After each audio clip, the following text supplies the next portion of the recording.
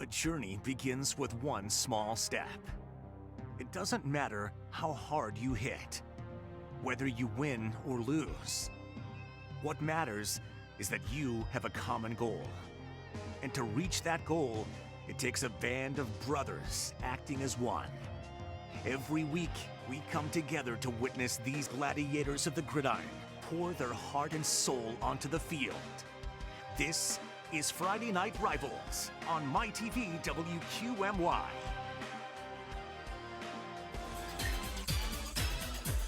Welcome to Mountaineers Stadium, Dallas, Luzerne County. Tonight at the Wyoming Valley Conference crossover matchup between the Hazleton area Cougars and the Dallas Mountaineers. Good evening, everyone. I'm Bob Ide. Welcome to week number 3 of high school football. Joining me topside, former Tunkhannock area coach Jan Secek. Paul Grippy will be on the sidelines. And Coach, a lot expected from these two teams this season. Hazleton with a tough loss last week to Wyoming Valley West. Dallas 2-0 for the first time in 4 years. Tonight, though, a big matchup. A huge matchup for both schools. Hazleton needs to get this win. Dallas wants this win for the playoff implications with the PowerPoints later down the road. Our State Farm Spotlight players first up for Hazleton area guy, maybe under the radar, running back Damon Horton. Damon Horton ran for over 700 yards last year. He was in the shadow of Adrian Otero, who's playing at Maine right now. So he's their guy that they're going to be relying on with the legs. And Sparky Wolk, they're going to have him throwing. We're going to see a lot of ground and pound, I know, from Dallas, and that means running back Lenny Kelly. Lenny Kelly, as Coach Manello would coin him, is the dude. He's got great legs. He runs like they're pistons. They don't stop, and he's very hard to bring down. Beautiful night again for high school football. What will the weather be for the rest of tonight? Let's head over now to Mike Linden and the Fox 56 News, first at 10.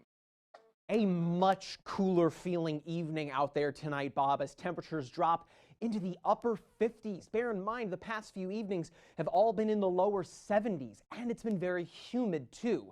So a little less humid, a lot cooler, a small chance at showers, but otherwise, it's looking like a great evening to play some football. Thanks, Mike. A big game here in Dallas tonight. Coming up next, it's the starting lineups and the opening kick. Hazleton area and Dallas next. You know a student or fan of tonight's game? Call them now and tell them they can watch on any computer, tablet, or smartphone wherever they are. Go to fox56.com for a high-quality live stream right now.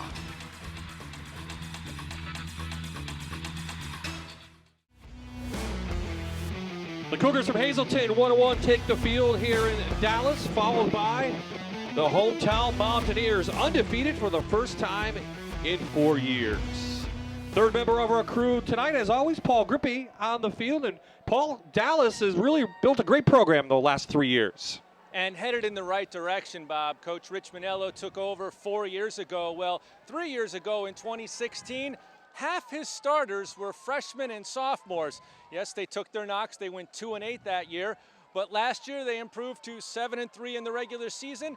This season off to a 2-0 start. He's had them in the weight room for 3-4 years, some of these guys, and that's what Coach Manello preaches. Let's get you in the weight room. We're starting to see the results of his work pay off. Tonight going against Mike Brennan, who his players he used to recruit when Mike Brennan was at Mount Carmel. Rich Manello would go down to visit and try to get them to come to play at King's College. Bob, Coach Brennan told me none of his players ever did end up at King's. Thank you, Paul. Mountaineers won the toss. They want the ball. Doing the kicking, Will Garcia, number 14, and we're underway in the back mountain. Wren with the return. Yep, R.J. Wren from his 5. There's a seam. Up to the, just about the 30-yard line. Good field position for the Mountaineers to start. We'll see Michael Starbuck at the quarterback, the junior. 251 yards on the season, 7 touchdowns, an interception. Had a nice game against Tunkhannock, 184 yards. And 5 touchdowns. We already have a timeout on the field. Maybe something with the clock, the play clock. So a little bit of a delay before we get the first possession underway. There you see the ball right about the 28-yard line. And what are you looking for early on? I think Coach Manello is going to try to establish his run game, his power run game. He wants to try to make sure that, that Lenny Kelly gets started on the right foot and keeps this team going. Michael Anderson's, again, going to be anchoring that offensive line. He decided he's committing to Bloomsburg. I think you told me that was this week's decision. So congratulations to Michael Anderson. Dallas comes up averaging in their first 2 games nearly 42 points a pop. There's that inside trap. It is and it's Kelly bounces it to the outside. So. Kelly goes for 12 yards on a typical Rich Manello play. So let's take a look at the offense. Up. Nicholas Gashi will be replaced tonight by Sean Kuba at fullback. We'll also see Gashi in the backfield as well. Wide receivers, Farrell having a nice year, and up front, Michael Anderson on the outside doing a nice job, along with Xander Shaner, the junior center. Stopped by Hazleton's Michael Fuchik, one of the few seniors that he has out there, 280 pounds. He did a nice job.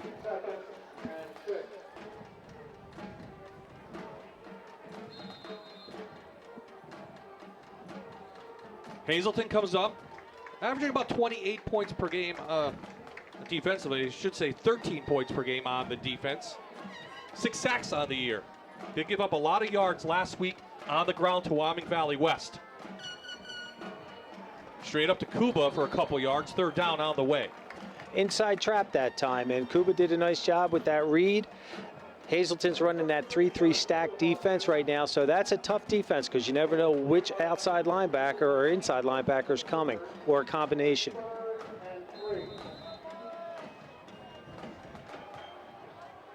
This is where that weight room dedication in the offseason pays dividends on plays like this. 3rd down on the way for the Mountaineers, coming off a win last week over Crestwood, 32-12. Starbuck sacked again, 7th sack of the year. Shooting in was number 3 outside linebacker, Matt Fisher. That's one of the issues with this 3-5 defense, the pressure that can come if you have fast kids like that. So Anderson is the kicker. He averages about 41 yards on a punt. Jacob Hunsinger back deep for Hazleton. Good high kick as expected by Anderson. Takes a Mountaineer roll, and Hazleton will have it right about the 21-yard line. So Sparky Wolk comes in, 5'11", 175-pound senior, 325 yards on the year and 2 touchdowns. And what do you like about him, Coach? I like the way that this kid's composure is, and I'll tell you what, he has got great speed, and he's not afraid to run the ball, but he's a really good pass threat also. So here comes the offense from Hazleton. They average about 28 points per game, 162 through the year, 349 yards overall. And we talk about Damon Horton. We'll see a lot of him. Watch out for the receivers, especially David Smith. So they come out in the single set into the shotgun.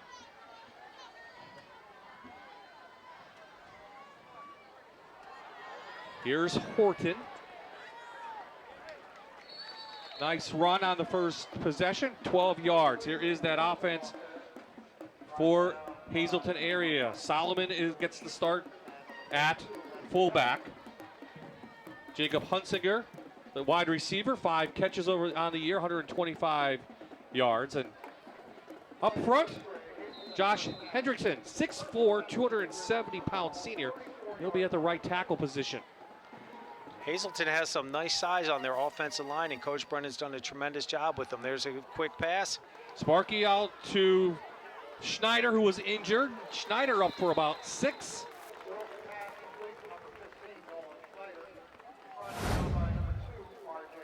If you look at this, that was just a quick out play that Hazleton ran from that zone, the RPO, the zone option look. They gained 12 yards on that first outside zone play. Second down on the way for Hazleton. Inside zone. Horton with the run, looks like a first down. It does look like, yep, they did get the first down. Inside zone to Damon. Again, that's that RPO run pass option that we talk about, and that's the hot topic that a lot of schools are running with the spread offense.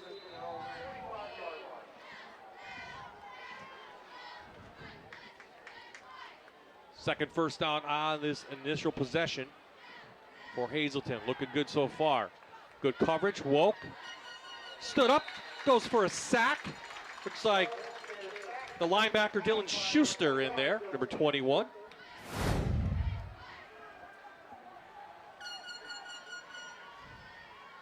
Sparky Walk for Hazleton just had a nice quick check off and then turned backside look. There was nothing there. He scrambled. And Dallas's defense, again, they've been playing great football.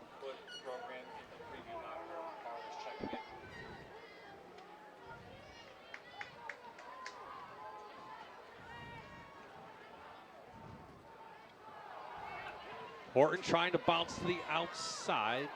Does, puts his head down, gain of 5.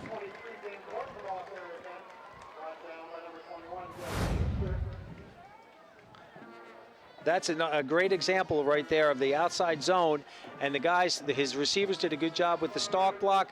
Damon had a nice job with the read and bounced it out even further to get that 5 yards. So about 4 yards on that. Horton, as you talked about in the pregame, he has 4 touchdowns on the season, 286 yards on 43 carries. And they like to get him the ball a lot. He's a 6 foot, 205 pounder. Well, quick over to Schneider, in and out of his hands. And we have a flag on the play. First flag of the evening, right at midfield. We'll talk to our referee now, Gregory Harkins, and the crew from the Wyoming Valley Conference. Well, this drive started at the 21, couple of first downs so far for the Cougars. What did you like so far that you saw? From Hazleton's offense with that zone option, they're doing a great job with the read. And Sparky on that one, I know he's frustrated. That was right there to the receiver. It was great coverage by Dallas's secondary, but, you know, sometimes that's happened. That's high school football. Oh. So legal substitution is the call. They decline it. Yep. So Rich Manello wants Hazleton area to give him the ball back. They'll put Dylan Kelly back. Punter will be the starting quarterback, Wolk. It was a good leg as expected.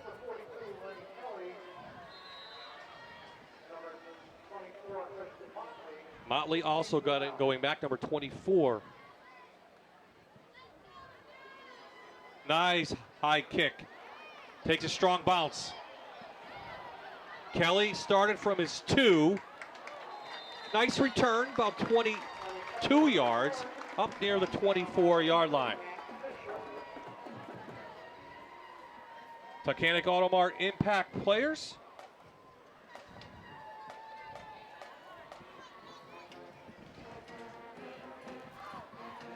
Luke Delgaudio, wide receiver, number 23. Michael Anderson, number 66, offensive defensive lineman. And Matt Moransky, number 29, wide receiver. Tunkhannock Auto Mart, impact players for Dallas Mountaineers.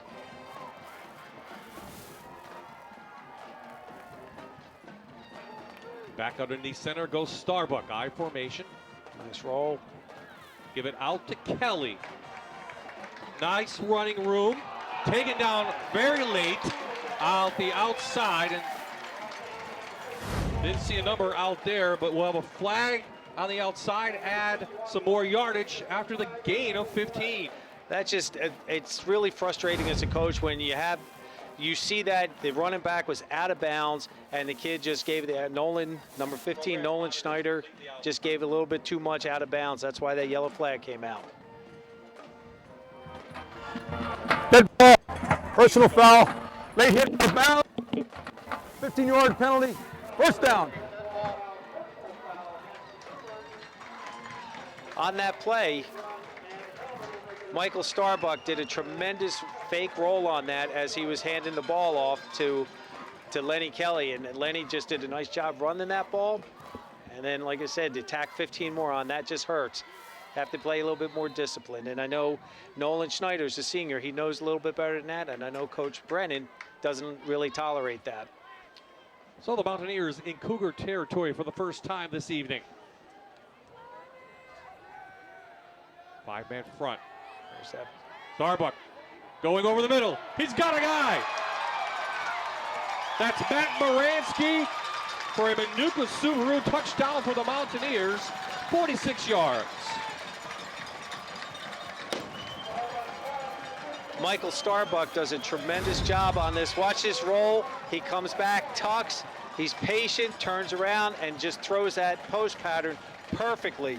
That's a nice job. Congratulations. Nice pass from Starbuck. Gets his 8th touchdown on the season.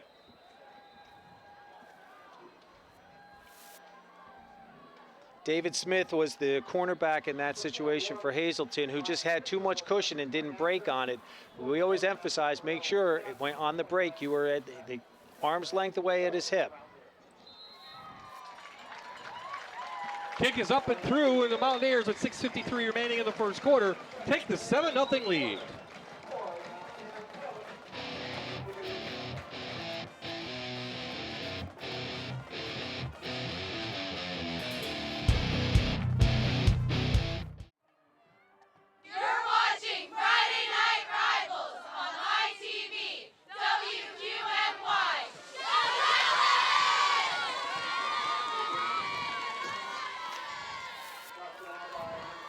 So that penalty, Jan, really paid dividends and cost Hazleton area a touchdown. It really did. It brought Dallas into their zone at the side of the 50-yard line, and that just hurts. But that was a great pass by Starbuck on that one. Right there, Lance Johnson just had a nice run to give Hazleton another first down. Now they're first at their own 40. Dallas going 75 yards to take the lead. There's Coach Mike Brennan, Hazleton area. Back to the bread and butter. It's Horton for about 4. It's a nice inside zone on that play. It looked to me like they were almost setting up an option look the way that Sparky put that ball out there.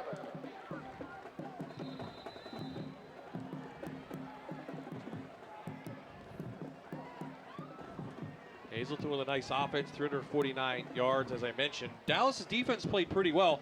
They just give up 66 yards on the ground, 208 total. Last year, Dallas had 11 sacks on the season.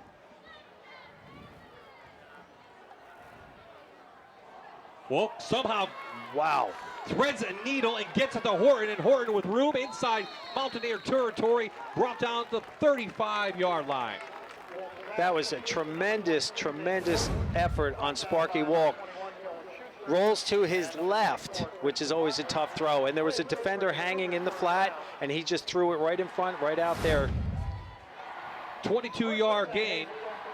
Damon Horton, that was tremendous reception and run after.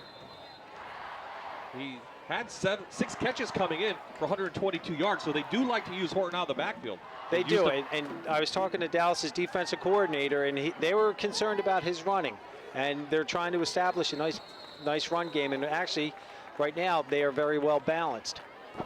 Here now the Cougar defense. Should say the Mountaineer defense. Valera in the middle, 3 tackles on the year, a sack and a tackle for a loss. The linebackers very active. Gashi in there has a tackle. He's just a sophomore. And in the secondary, Christian Motley is the cornerback. He's got 8 tackles on the year so far. For the Mountaineers, your Toyota starting lineup. Wolk, great pass to the outside. First catch for David Smith. And Smith takes it for another Cougar first down to the 21, 15-yard gain. We talk about the cushion here. Watch the Dallas defender, too much cushion, number 6. David Smith made a nice job on that little curl pattern, and he's probably going to try a little bit harder because he was playing that cornerback position that allowed the touchdown. Smith a year ago, 659 yards, 47 catches. I'll tell you what, he's their #1 guy, and he just showed how good he can be.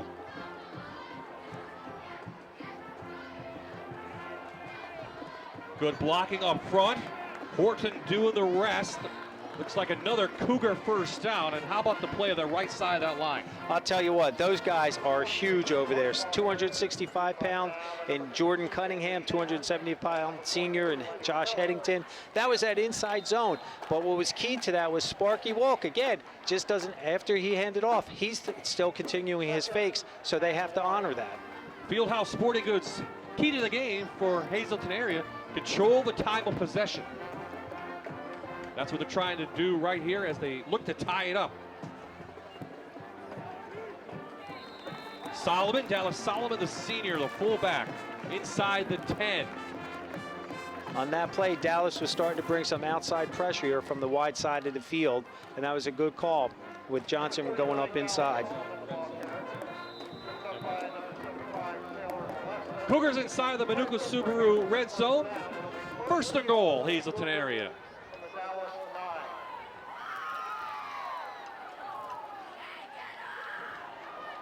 Back to 2-3, and he does the rest. Inside the 5 to the 2. Right there was a nice example of the cutback. They actually had number 74, Josh Headington, coming towards us, Bob, towards the press box. There was nothing there, and Damon just cut it right back to where he was. Nice response from the Cougars after giving up that touchdown. You never know how your team's going to respond to that, and I'll tell you what, Coach Brennan's, his team is responding perfectly.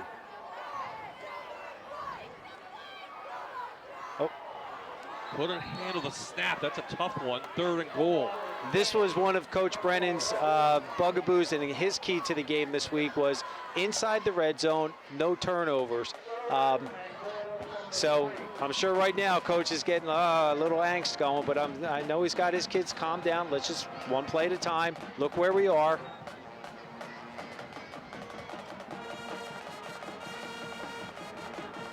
Third and goal. Little quick out to Hunsinger. Dallas there to make the stop. 2-yard gain. We're at a little bit inside the 1-yard line.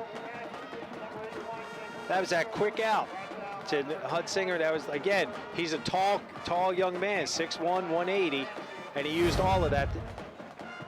But give Dallas credit. Dylan Schuster on the coverage. 4th and goal from the 1.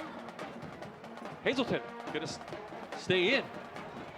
No field goal opportunity for the Cougars, and they're gonna try to punch this one in.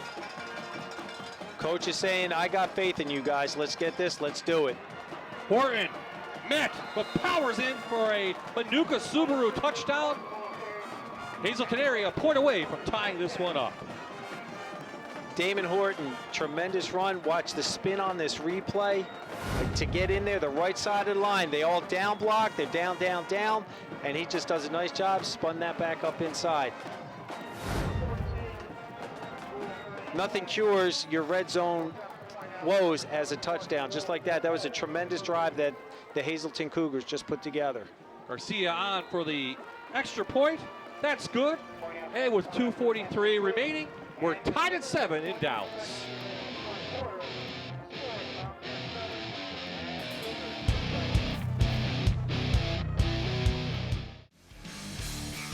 Welcome back to Mountaineers Stadium. Bob I, Jan Cechak, we're topside. Paul Grippy's on the sidelines.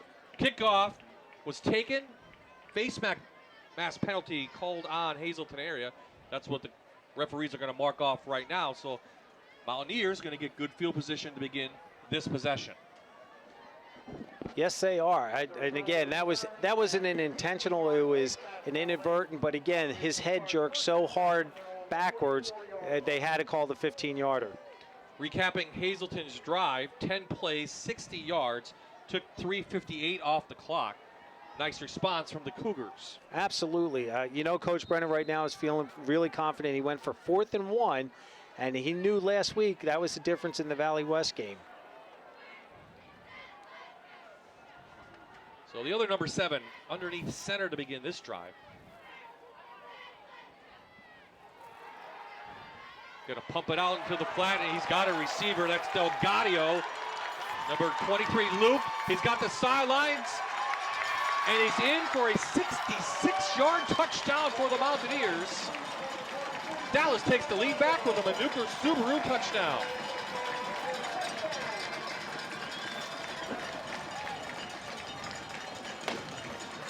You play the run, that's what will happen. If you watch this, again, Michael Starbuck, tremendous job back there. Delgadio does a nice job coming back inside. Watch his cut back inside for the touchdown. I'll tell you what, we just talked about how Coach Brennan is feeling pretty good. That really hurts when you give him one play, one big play for a touchdown. Ryan Fisher on for the extra point. High snap. They get it down and they get it through, and the Mountaineers take the 7-point lead.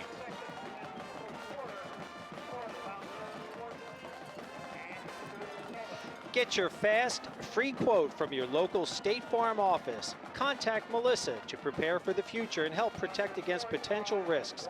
Auto, home, life, health, property, and all business insurances.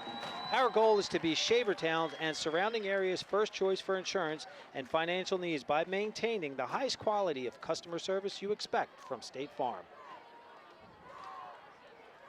Dallas with 2 big wins this year. Beat Tunkhannock in game number 1, 53-21.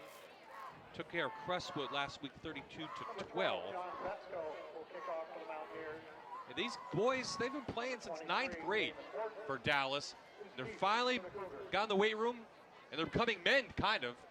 They absolutely are becoming young men, and I know Coach Manello's program, when I was one of his assistant coaches in the late 2000s, I know how important it is. And these guys from Dallas, they have a little bit of a swagger. I'm going to say not so much boisterous, but they know the confidence. They know that they're going to respond. John Betsko, the senior, teed this one up.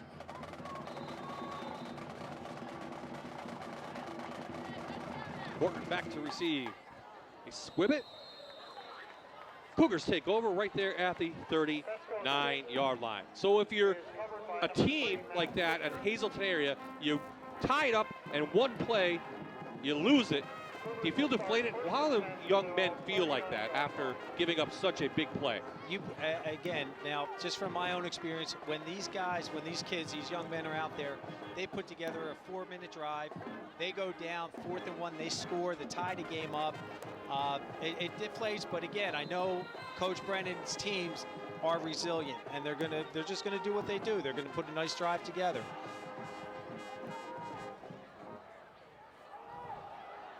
RPO to Horton. He does the rest. They ride him out of bounds. That was Matt Moransky on the tackle. He did a tremendous job coming across field.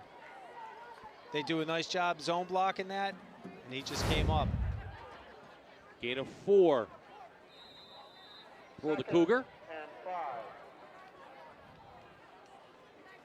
Mike Brennan for Hazleton, 5th season overall. 16-29 his overall record. So 20 years coaching experience.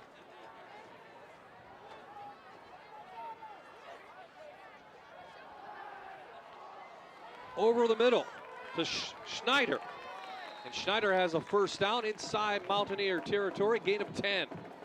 It was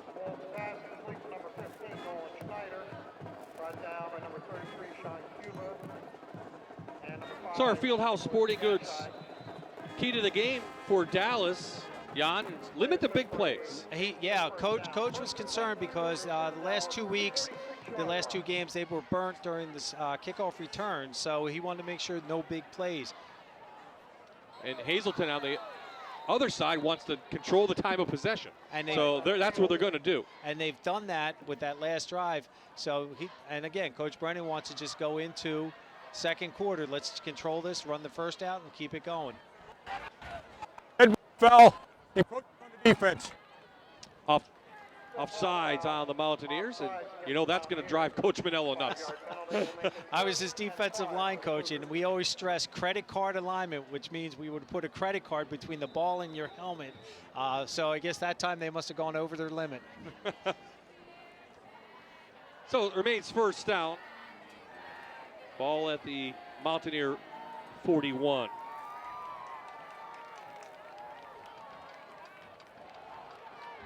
Horton get a nice push from his offensive line. And Damon Horton, gang tackled, gain of 10. They were running what we would call an ISO play or a blast. You're following the fullback, and they were going to the left, but it collapsed, and Damon's got great vision and just bounced it back to the outside. Moransky, the initial hit. Cougars making a nice response here after giving up that big play on the defensive side. We're only in the first quarter. Last year, the game was 16-13. Hazleton won that one in week number 9. Horton, stiff arm.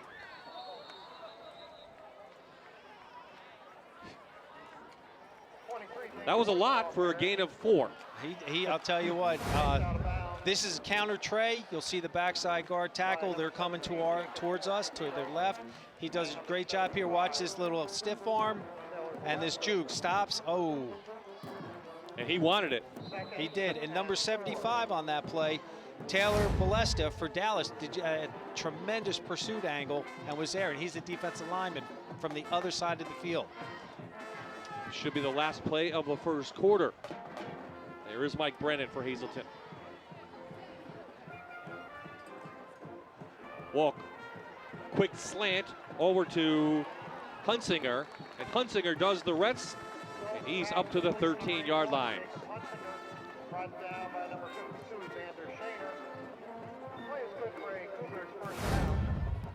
Hazleton area. Right here on that quick slant, we had Hunsinger at 6'1", going against a 5'9" guy, so that makes a little difference. They'll roll off the clock, and when we come back in quarter number 2, the Cougars trying to tie this one up in the back mountain.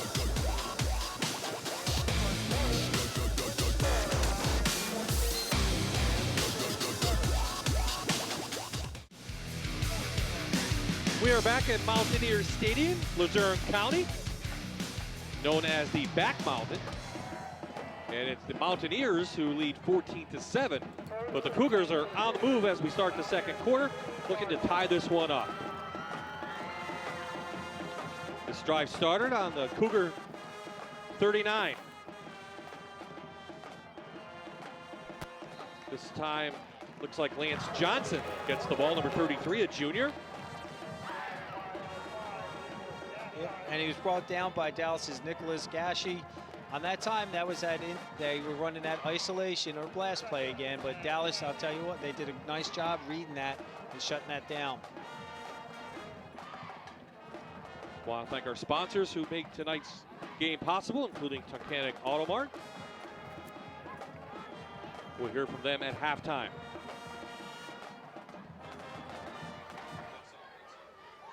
So Hazleton from the Manuka Subaru red zone. Wolk finds a guy wide open at the 1, makes the catches. Hunsinger. First and goal, Hazleton area. Talk about composure. Watch Sparky back here. There's pressure coming from the edge from number 5 and number 33 from Dallas, and he just stepped up and threaded that needle. What's impressed you the most with Sparky tonight? His composure. Yeah. He's just cool under pressure, and he's seen it. He has seen it all in the 4 years that he's been playing quarterback. Yeah, and last year he helped Hazleton area Cougars basketball team almost make it to the state championship game. 1 win away was the point guard. All right, I didn't realize he was. I knew he was multi-sport. I thought he did baseball. So Keystone College timeout. The first of the night for Hazleton area. As you see, a little bit of precipitation starting to fall here in Dallas. Light rain.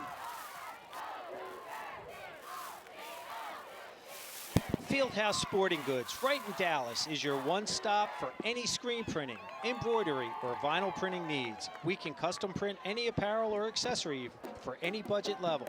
If your needs are corporate, athletics, or special events, Fieldhouse Sporting Goods can reach your goal. Visit fieldhousesportinggoods.com or call 570-675-1100.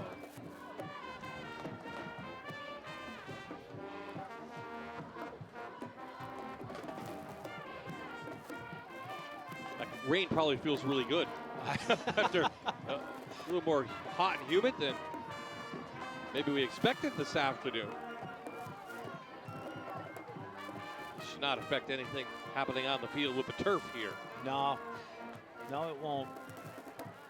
Ball at the 2.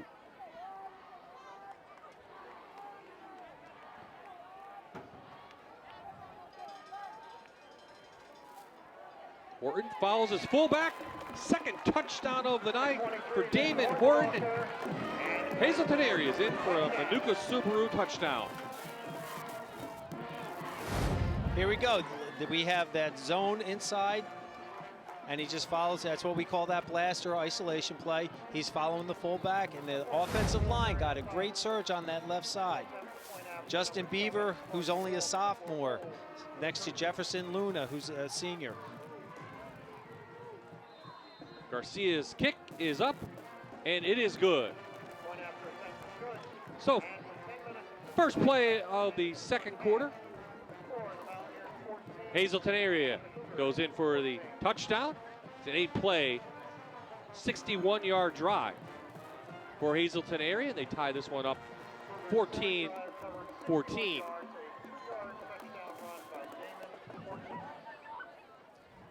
Fox NFL Sundays returns with a doubleheader. The Jacksonville Jaguars travel to New York to take on the Giants for Game 1, followed by the Cowboys and the Panthers. Settle in for a great season of football starting September 9th, only on Fox 56. 4 runs, 4 passes in that drive. Great balance from Hazleton area. And that's what I had spoken to Mike earlier, and that's what he was trying to do, because Dallas is 4-4. If they're going to start the run or try to stop the run, they're going to do a lot of blitzing. So now with that balance, you can't send as much as you would like to. You see Wren and Moransky back to receive the Garcia kick.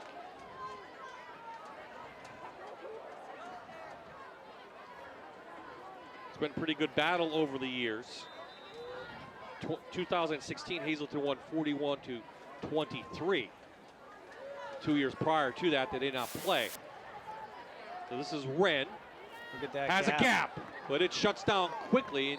Taken down by Schneider, looks like, out there, and Dallas will take over this possession at the 34-yard line. Here's the kickoff again. Again, what we try to do on kickoffs is you're going to try to drop one guy back deep, and you may be getting double team, and that opened up a nice little hole in there for a split second. And Moransky's got nice speed to him. He's a very good javelin thrower.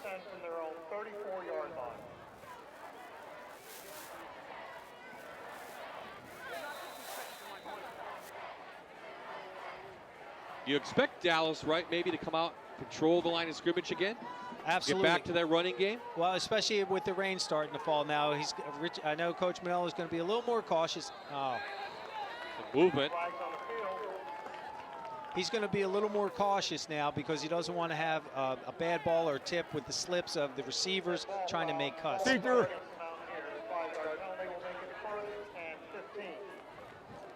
Coach Manello is definitely not happy with that. He doesn't like mental mistakes like that. They practice that, when Coach was at Kings and sure when he's here at Dallas. Well, the mental aspect, and that's tough. I mean, and they are high school kids. They get excited. They get, juiced up, and they just have to be patient. Ball's on the turf. Looks like it's a white jersey on it. It is. Hazleton area recovers. And that's Matt Fisher for Hazleton. Cougars take over at the Mountaineers' 32-yard line. You watch this, just inside zone, and the strip came from, I'm trying to get 85. Jared Cunningham. He just put that long arm, that long reach of his in there, and got enough on the ball to make it come loose. Yeah, it's 6'3". Cunningham got his hand in there, just saw. Kelly couldn't hold it. Maybe it's a little slippery out there now. It is. As I'm looking at the decking out to our left, it's slick out there. Cougars, can they capitalize on the turnover? Back to the workhorse, Horton, and he has the ball come out, but the whistle had blown.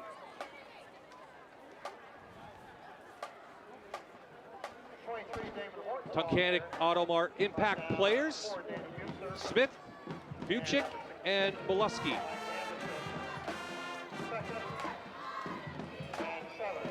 David Smith, one of the top receivers. Molesky coming back, one of the linebackers. He's been injured, right? Yes, he has been, and we're worried about his shoulder, but I think he's been cleared to play, obviously. Hunsinger out of his reach. Third down on the way for Dallas. Mountaineers marching band.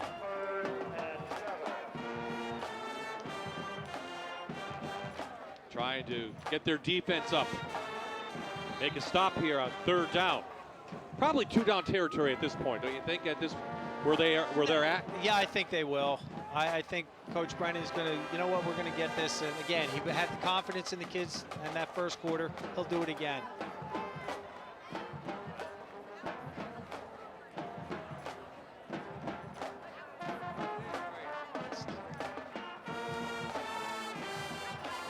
Draw.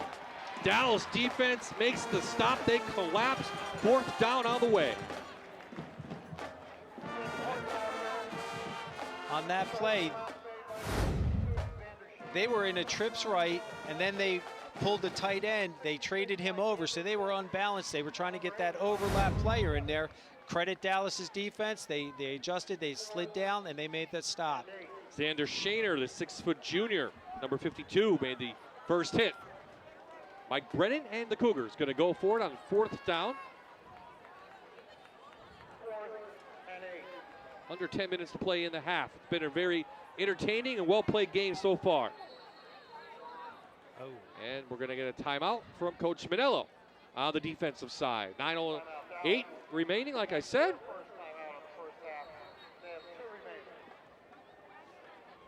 Bob I, Don Cechak, and Paul Grippy here at Mountaineers Stadium.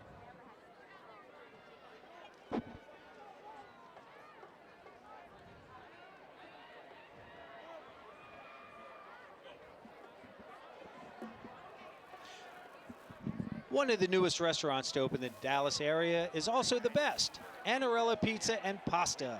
The greatest authentic Italian food is located in the new Yalik Plaza. Like us on Facebook and see specials like this week, 2 pizzas for just $18.99. Favored by adults, high school students, college students, and kids. So we're back tied at 14. Fourth down on the way. Hazleton came out in a balanced offensive set, and I guess Coach Manello didn't like what he was seeing. Settled his kids down. And Hazleton switched it up.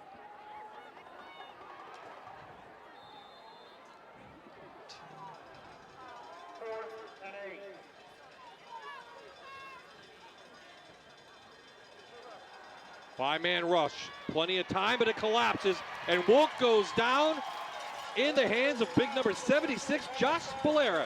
Second sack of the season, and Dallas gets the ball. 6'2", 280-pound junior, Josh Valera, 205 freshman year tackles. He's a rather large young man, and I know he's getting stronger. It looked initially that he had time. Was it one of those, if he couldn't make the pass in 3 seconds or less, he needed to? They were looking for the quick pass on that one, Bob. Very good. I mean, Bob, you've been doing this a lot longer than I have. You see everything. There's some movement again. And we just called his name, and I think he got a little bit tired on that one, because Valera stood right up. This is back Dead down. ball. Full start. Still first down. Well, the good news for the Mountaineers, after they fumble, they hold Hazleton area and get the ball right back. Now can they convert something into points? Had one touchdown here in the second quarter, 3 in the first.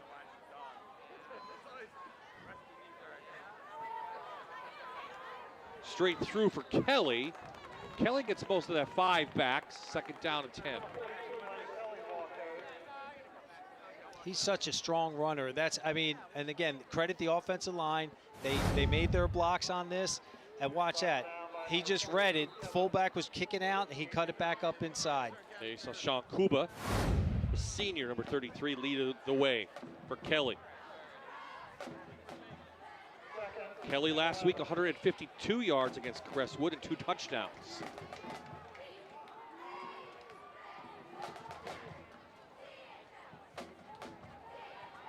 Starbuck, look out!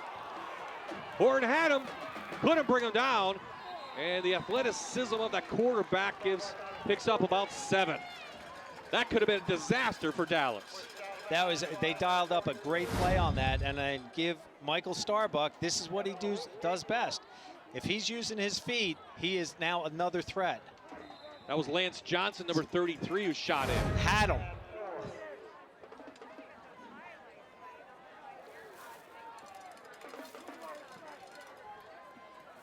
So big third down now for the Mountaineers to keep this drive moving and, as they mentioned, keep the time of possession.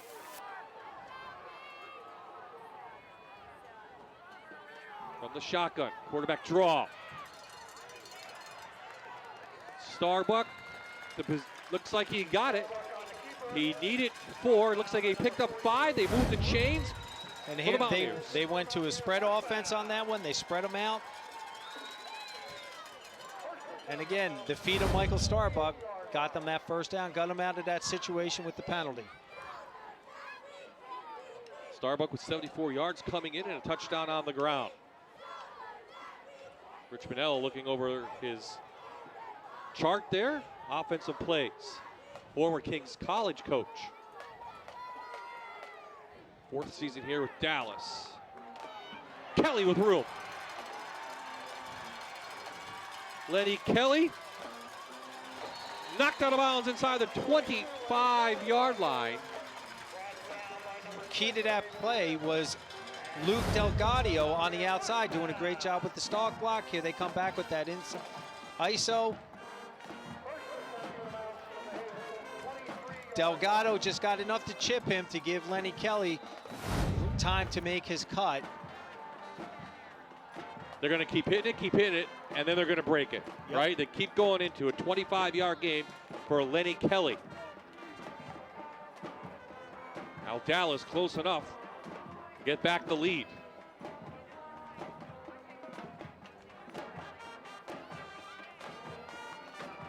Kelly with a big hole. Shoots through. 11 more for Lenny Kelly.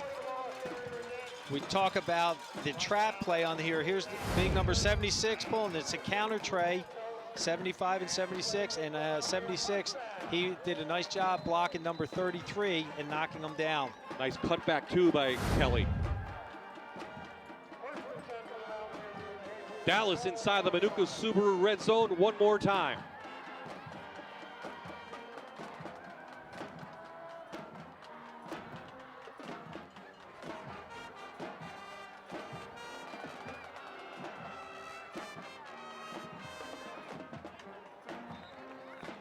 Kind of a zone read. Starbuck kept it for about a yard. They were trying to go with that speed sweep look by having the motion man come across, and Michael Starbuck doing what he does. Get a tough 1 yard there, but you can see Hazleton area coached up on that one. They knew it was coming. They did. Again, football coaches do have tendencies, and I know both coaches have done a tremendous job scouting each other.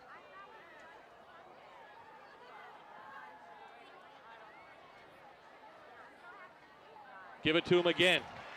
This time with room, a lot of room. A Manuka Subaru touchdown for Lenny Kelly. Again, when you watch this play, you're going to see Starbuck turn around. He's so patient. Misfire in the cannon.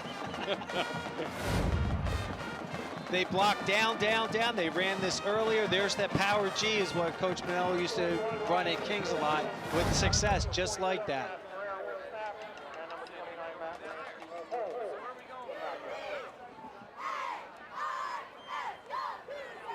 Fisher for the extra point. The lefty has it, and it is through. 6:20 left in the half. Dallas up by 7.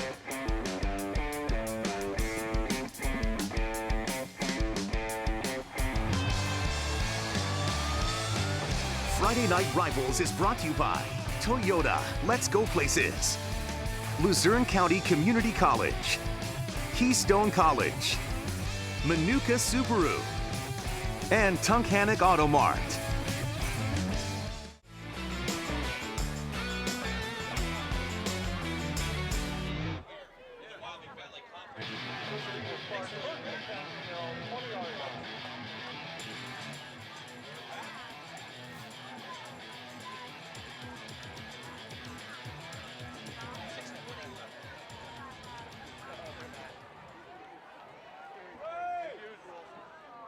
Ball going to be right at the 20-yard line. We're back at Mountaineer Stadium.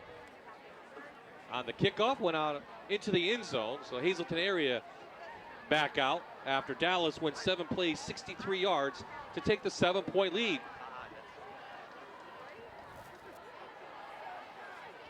Horton puts his shoulder down and gains 7. Nick Solinsky is a senior D-back, just got introduced to Mr. Horton and his tough running style. He dips his shoulder. Just little zone play again. Horton 2 games over the 100-yard mark against Pottsville in game number 1, 145. Last week against Valley West, 141. Very consistent then. And if he keeps having a game like tonight, he's going to be over the 100 mark again.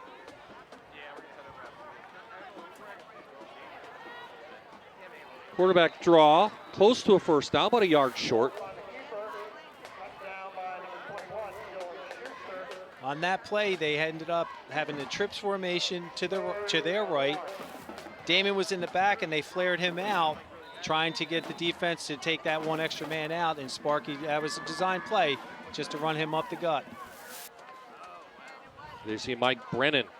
Coached at Nativity, Mount Carmel, Blue Mountain. Played his college ball at Temple University. Been around this game for a long time as Mike Brennan.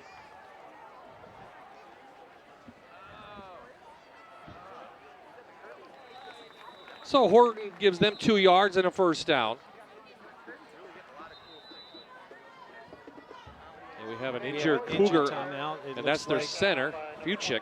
Yeah, he's their senior anchor center, Michael Fuchik, yep. 6'1", 265-pound senior. Referees call both teams over, get some water. It is humid out tonight, even though it's raining. 3rd week of high school football.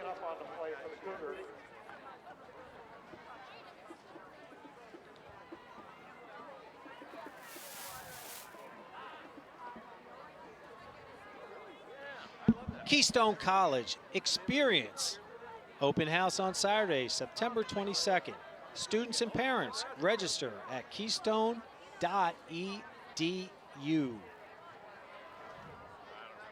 So center Michael Fuchik, 6'1", 265 senior, remains on the turf here in the back mountain. Tough loss last week for Hazleton area. 1-point loss to undefeated Wyoming Valley West. They're a bit of a surprise, and Pat Keating doing a nice job down there. Oh, Pat's done a tremendous job with that program, and he was very concerned this year. He said that this was the least amount of experience he's ever had coming back. He had 4 guys on defense and 3 guys on offense, and again, they're expected to win, and they are. They're responding very well. Michael Fuchik was able to get up. They're going to have to take him out for a play. They're going to check him. Well, now we'll have to see who's the center, because that's a big thing, especially now into the shotgun formation.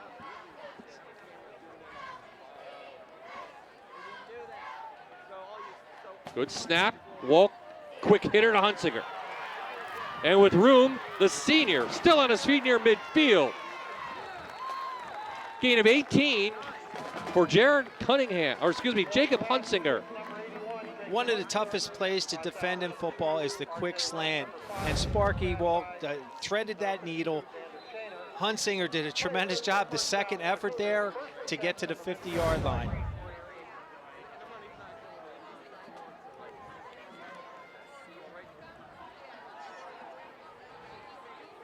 Back to the RPO. And that goes right to Horton. Give him another yard.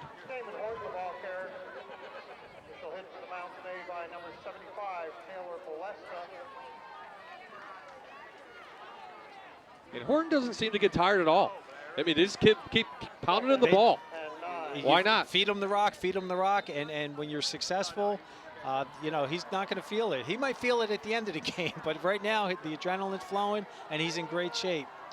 So Jared Cunningham, the right guard, moves over to center. And it looks like number 51, Rossi, moves over to the right, into the right guard position.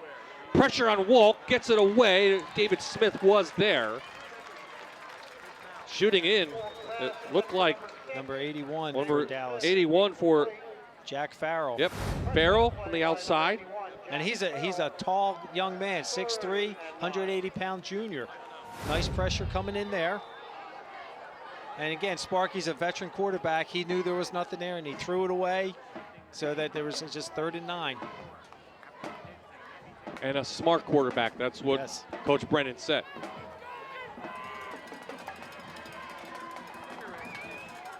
Solid and Horton in the backfield. Walk overthrows Hunsinger. And here comes the punt team.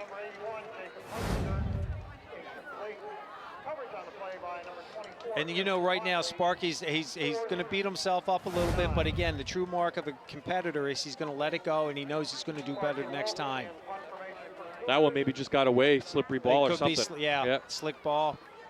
Christian Motley, the senior, was there. Now Wolk will put his leg to use. It's Kelly. And Kelly weaves his way past the 35 to the 36.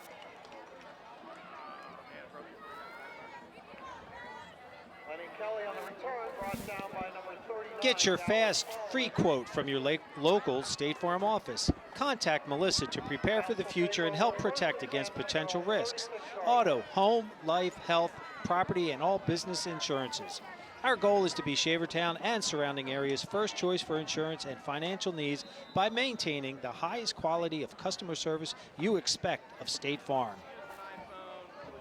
So with 3:11 left in the half, this becomes a big possession for both sides. Dallas wants to extend the lead going into halftime. The Cougars want to hold the Mountaineers back. Starbrook down the middle, has a receiver. It's caught, and still on his feet is Jack Farrell. It's a Manuka Subaru touchdown, 64 yards for the junior, Jack Farrell.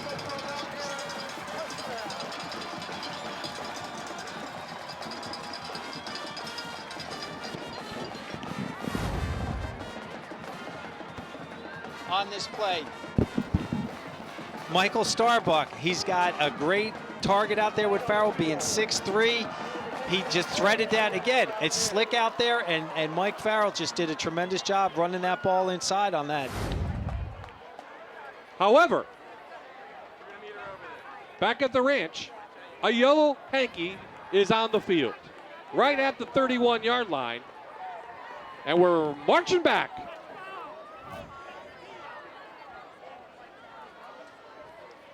Taking points off the board, Rich Manello is going to plead his case.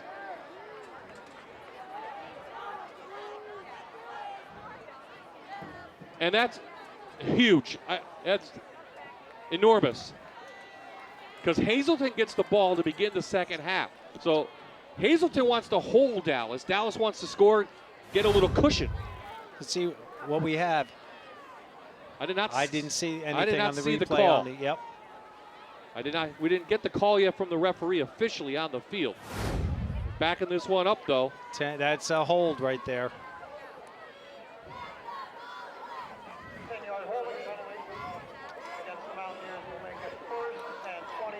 The ball back to the 26, take the 7 off the board.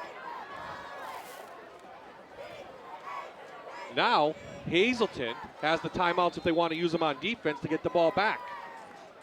Settle the kids down. They knew it's very, very few and far between when you get a chance to redeem yourself. And I think right now Hazleton just has to relax. They want to go into the halftime at 21-14. I know they'd want to be 21-21. Come back to it. Try it again. This time overthrowing Moransky on the fly. Clock stops, 2:51. No timeouts being used.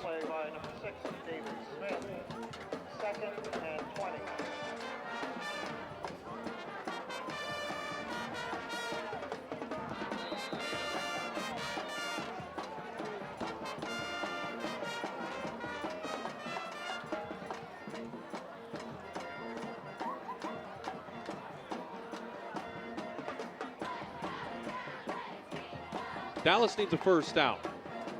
They don't want to give the ball back to Hazleton, but the Cougars in a great position. They're going to go to the air again, set up a screen.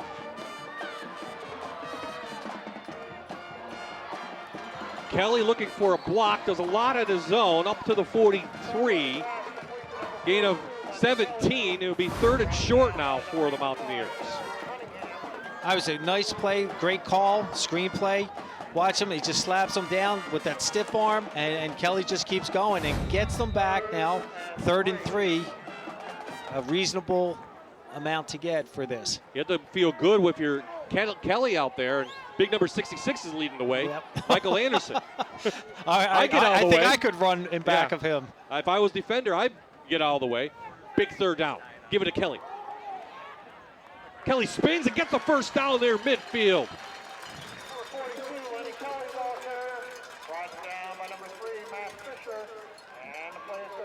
They needed 20 on 2 plays. They got it.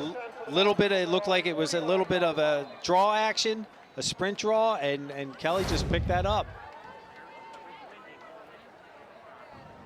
Biggest first down of the night by the Mountaineers. 151 and counting here in the half.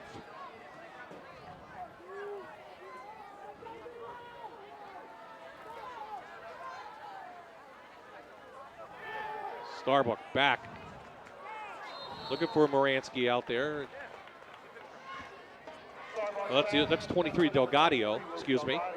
And I see number 55's back out there for Hazleton, Fuchik, so I guess he's okay, he's ready to go. He brought some nice pressure from that outside. How much trust does Rich Manello have in Michael Starbuck now after 3 years starting? He has a complete, I know the Coach Manello's coaching style, it starts with the quarterback. He's very much, he has to have complete trust in them, and the quarterback has to trust Coach also. Anybody's ball. David Smith on coverage. That was Moransky. Clock stops, 3rd down. 90 seconds left. Seems to me Dallas is picking a little bit on Mr. Smith out there. He does a great job breaking it up, but again, he allowed him to get the catch. Smith is a senior experience. And he's a big kid. Think we're going to get a timeout? Nope.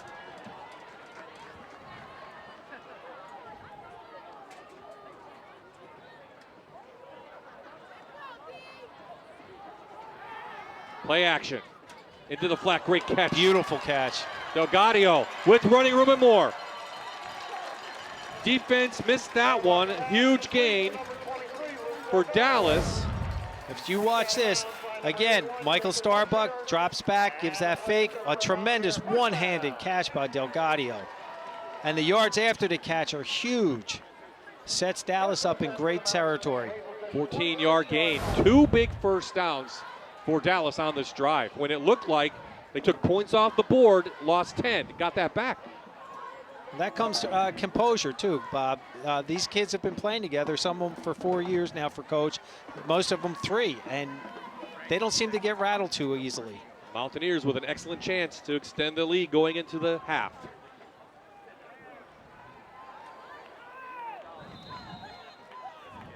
Trying to get Del Gaudio again out there against Sparky Wolk. Running a little what we would call a 9 pattern, which is just basically a fly down the sideline. Quarterback is taught to just time it down there, get it between the yard marker and the sideline.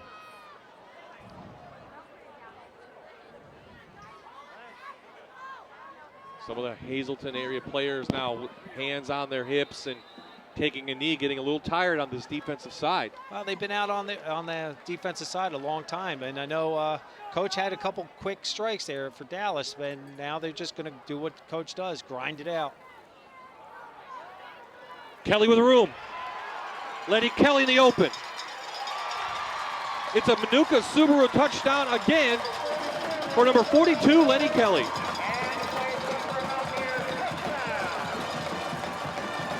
And I have to give Michael Starbuck, again, credit, his composure, and the way he completes his fakes. The Hazleton kids are a little bit indecisive, and that's why Mr. Lenny Kelly is doing a great job in there with the runs. I mean, he's a strong runner. There it is. They're running like a bootleg action, just hand off. And right there, that's a coaching point right there. He's coming in, he sees the defender, he's going to his left, he moved for the ball from his right hand to his left hand, ball security. Beautiful drive by Dallas. After points were taken off the board on a holding call, they come right back and they march down the field. And they take a 2-touchdown lead now. How big is that? That's really big. And I know Coach Brennan right now is going to be a little frustrated. I know his kids are getting a little tired and winded. But Coach Manello, there was 4.5 minutes, I believe, when the touchdown came back. And they grinded out for over 3.5 minutes and only leave Hazleton with 1 minute and 6 seconds to go in the half. Excuse me.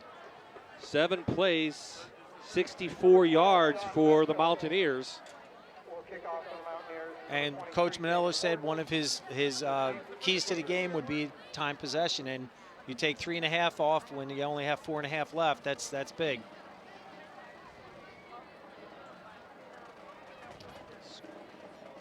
John Betzko now tees it up there. You see the workhorse tonight, number 23, Damon Horton, back to receive the kick.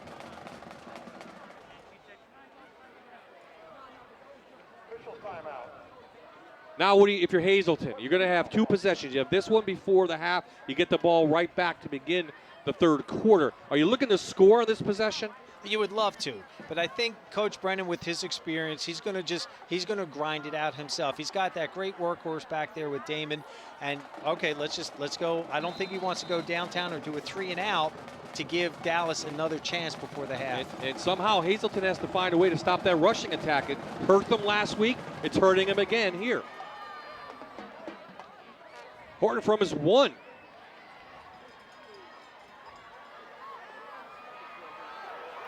Horton across the field with speed. Trying to be matched by Moransky, can't get him. Damon Horton doing his job. Great return inside Dallas territory. Let's see where they're going to mark it, near the 34-yard line. Nope, just outside the 30, about the 35. Woo! 16 seconds on that kickoff return. Look at this. He just made that happen. He just pushed number 29 away. And you can see he's getting tired now. He went out of bounds, which is smart, stops the clock at that point. It would have stopped anyway. Sorry, mark at the 36, about 63-yard kick return for Damon Horton. Well, now you're going to look to score. Absolutely. 50 seconds left. Bob, like I told you in week 1, what do I know? Hey, you get a great kick return. To the air, back to Smith. Good shoestring tackle. That's one of the things with the RPO that you will look to do is do the quick outs, again, because depending on the secondary coverage, if they're playing soft, then they get a little bit more room. Nicholas Gashi, the sophomore. Shoestring in that one. 35 seconds left before the half. Will Garcia is the field goal kicker. He's 0 for 1 on the season in field goals. And here's what get Dallas 2-0 coming in. Next week they head to Pittston area. And then they get Wyoming Valley West. You see Valley View in there, tough 4A game. Berwick in there, and of course for the shoe with Lake Lehman, always a tough one at the end of the year. And again, they'll have Pittston. I'm not sure. Pittston's doing okay this year. Valley West, another 6A school. So again, and Lake Lehman, the old brown shoe game that they have here, which is a local tradition, not easy. District 2 4A, maybe one of the more competitive finals championship playoffs that we've seen in years. A lot of good teams in 4A this year. There's a lot, and the way that those teams are playing, they're playing so strong. Wolk staring down over the middle, in and out of the hands. That was Hunsinger again, and that may be wet ball, a little high. On this one, we have a crossing route going on with the number 1 and 2 receiver. Number 3 receiver was just getting out to the flat.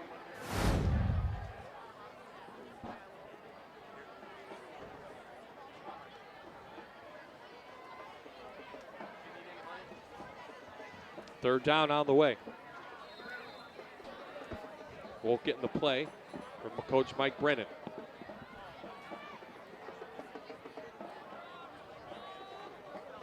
I believe Hazleton has 1 timeout left. Wolf going to go down the middle for it all and overthrew Smith.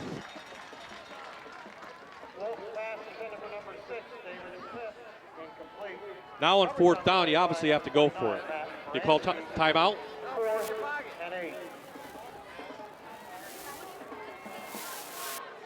Now this is what he was practicing when we came to practice on Tuesday. They were practicing this tempo, going through scenarios like this one. That's what you do in practice, right? You have to practice every scenario. One of the things we used to do, we would do a helmet drill, believe it or not. If our starting quarterback, his helmet breaks, we had to have the next, so he didn't. But you practice for everything, and as you said, Coach Brennan actually was doing up tempo.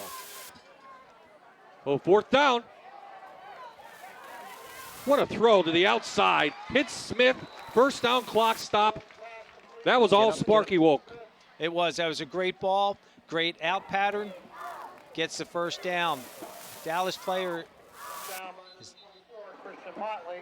And we have an injured Mountaineer on the opposite side, so that's going to give time now for Hazleton area to get this call. Call it the 23-yard line. That's Christian Motley. Tonight's Friday Night Rivals game is brought to you by the Toyota RAV4. Toyota, let's go places.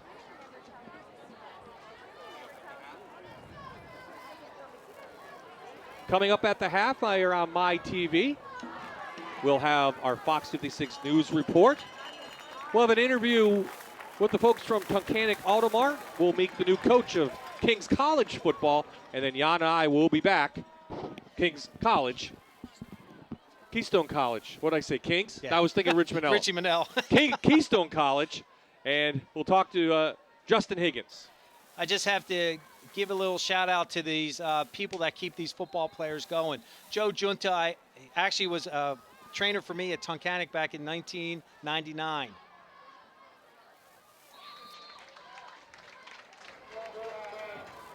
Trying to hit Smith again. 23, Luke Delgadio. Second and 10. You practice with 13 seconds, or you say, oh, we have 20 seconds and we don't have any timeouts left. Do you practice that a little bit too? We end up doing what we call a 2-minute drill. And when I used to run it, I would be the first down and the clock guy. And intentionally, I would let the clock run to put more pressure on the players to get them up to the ball, up to speed. Wolk with room over the middle. Has Smith wide open. And David Smith down at the 1. First and goal, Hazleton. 6 seconds left. Complete to number 6, David Smith. And Mike Brennan calls his final timeout. What a job by the Cougars to respond. And again, the composure, Sparky Wolk, number 6 right there. David Smith, tremendous job. How about these two quarterbacks? Both number 7, both putting on a show. Just with their athleticism and their composure. And the only difference I see is right-handed versus That's left-handed. They're both great kids. I mean, what competitors? This is the play, right? You have to get it in here. Yeah, well, you have first and goal at the 1, inside the 1, 6 seconds to go. As a coach, could you overthink this? You make it basic. We know we're going to give it to Horton. Just it's going to be mano a mano. Or do you, hey, we're going to fake it to Horton and run Sparky out? Is he overthinking sometimes as a coach? Yeah, we do. Yeah, we can't help to. We overthink it. Sometimes we overcomplicate. But Dallas's defense, they're pretty stout inside. 280 and 280 in there with Anderson and Valera. But again, 290, 265, 265 for Hazleton. This is Coach Brennan's offensive line coach, Coach Manel's offensive line coach, and they're going to say this is what's the difference in the game. Give it to Horton. Left side, touchdown. The senior Horton's third touchdown. It's a Manuka Subaru touchdown. Hazleton cuts into the Dallas lead. Watch that offensive line surge. What happened on that, and both coaches are emphasize cleats in the ground, low pad wins, and that was give that offensive line credit. It all started with Horton's kick return of 64 yards. The extra point by Garcia is good. Then it was the arm of Sparky Wolk, and then the running of Damon Horton. A little bit of everything on that drive. Officially, it goes 36 yards in 6 plays. And that will be it to end the half. And Paul's with Coach Rich Manello. Okay, Coach Manello, you go into halftime at the lead, but overall, what were your impressions of the first half? Cover kicks, right? That's all this half is coming down to. Tackling in the open field, and we got to start covering kickoffs. Okay, thanks a lot, Coach. Dallas Coach Manello, he has the lead at halftime, but you know that last touchdown there late in the first half, that stung a little, Bob. Absolutely stung, especially he preaches special teams all the time, Jan. He does. It's 1/3 of the game, and I know all the coaches, we spend a ton of time with that, and that's been Coach's bugaboo all 3 games this year. All the time. So at the half, the Mountaineers lead by 7. Hazleton will get the ball to begin the 3rd quarter. Friday Night Rivals is brought to you by Toyota, Let's Go Places, Luzerne County Community College, Keystone College, Manuka Subaru, and Tunkhannock Auto Mart. Yeah. Not as good as last week, or the same? This is a nice slide. We're at halftime here at Dallas. Joining me right now from Tunkhannock Auto Mart is Eddie Schwartztrauber. And Eddie, first tell us, how long has Tunkhannock Auto Mart been in business, and where are you guys located? Since 1990. We're just a short trip up Tunkhannock, Pennsylvania, not far from the back mountain at all. Just up the road a little bit.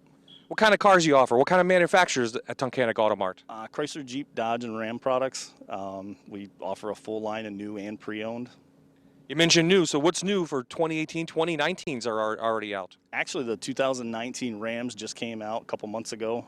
Phenomenal, whole redesigned truck. They're excellent, excellent vehicles.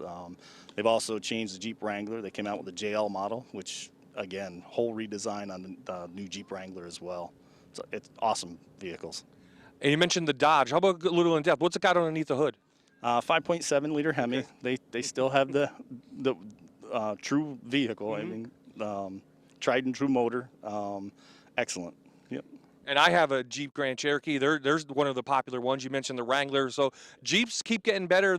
They really stand the test of time, don't they? They do. They really do. Yep. They've been around forever. So they're phenomenal vehicles. They really are. And what's it like coming in there? Is there any pressure when people walk in the door out there? No, not at all. In fact, we're pretty laid back up there. It's more country and just laid back folks. We try to help out the best we can. And so where exactly are you located? How can people find out more information about Tunkhannock Auto Mart? You can check us out on our website at www.tunkhannockautomart.net or www.tunkautomart.com. And if someone wanted to get in touch with you personally? Yeah, you can give us a call to dealership at 570-240, well, that's actually my cell phone, 570-836-2266. We're not going to give the cell phone out over the air, but if you want to come and see Eddie, I'm sure he'll give you his cell phone when he gets there. So, again, what's the saying about Tunkhannock Auto Mart? When you're ready, you make the drive, we'll make the deal. Thanks for joining us, Eddie, and we'll be right back after this here at halftime on Friday Night Rivals. We're back at halftime at Dallas, and joining me right now is the new head football coach at Keystone College, Justin Higgins, and coach football at Keystone. I know people are surprised when the announcement was made in January. You were hired in March. What have you been doing since then? Well, it's been pretty busy, getting a program up from start. There's a lot to do. I mean, we have to get lines on the field, locker rooms, and building a coaching staff, which is great, and obviously getting the word out of Keystone and football and getting players, and that's the big thing. You mentioned facilities. There is a plan in place to put some new facilities up there. Yes, absolutely. We're going to be having a new weight room in a renovated building. We're going to be having a new locker room in a field house facility, expansion of bleachers and press box. So a lot of good stuff going on up there. This is the time of year you want to be out recruiting. I know you have some assistants out there as well, but what besides recruiting, what else are you doing to get things going at Keystone? Well, like I said, a lot of getting our name out, and that deals with recruiting, quite a bit. But we also want to build those relationships on the field. We have a handful of guys that, kind of this extra class came in this fall ready to go and be a part of that foundation. So there's a lot going on. When you are out recruiting, is it received well that Keystone's going to be having football? Oh, absolutely, especially here in Northeast PA. Obviously, they love their football, and we like that because I think they can be a great destination for them. But just the unique opportunity of building a program, you see a lot of guys get excited about that, a lot of coaches in the area. I think that's a great thing, and hopefully we can get a lot of them on the roster in the next few years to come. Great football around here. I know you're not originally from this area, but what do you think of the football being played in northeastern and central Pennsylvania? I think it's great. You go watch the games on Fridays and Saturdays, and you can see just how hard they play and, just the character of the kid out there. And that's a big thing, and it's enjoyable. We're used to coaching this time of year, but getting a chance to get out there and watch is obviously a nice thing. You mentioned coaching. In 1 year, you'll be out there coaching. What's the plan, first of all, to get the team on the field, and then after that? Right, as you said, first year on the field will be 2019. We'll be playing kind of a sub-varsity schedule, mixture of games. And then in 2020, we'll be in our first full varsity year, conference play in the ECFC. So it's going to go quick. It's a short time away. Tell us people about that league that you're going to play in if they're not familiar with it. Right, so the ECFC is a mixture of teams, a combination from New England, New York, even Washington, D.C. It includes Alfred State, SUNY Maritime, Gallaudet, Castleton up in Vermont, and then Anna Marie and Dean, which are in Massachusetts. You have an admissions day coming up tomorrow, I believe, right? So if somebody sees this, a parent sees it, wants to go over, you'll be at that. Yes, we will. Information day tomorrow for admissions, and obviously we want to make our presence felt and around, and have kids that are there get a chance to meet us as a staff and see what we're about, not only as a football program, but as a college. Well, good luck. You got a lot of work to do. Thanks a lot. I appreciate it. Thanks a lot. Keystone College getting football up there in near Factoryville, and it starts in 2019. Coach, thanks for joining us. When we come back, we'll have stats and highlights right here from Dallas. Welcome back to Mountaineers Stadium. The rain continues here as both teams take the field, and we get set for the third quarter. Paul Grippy now with head coach Mike Brennan.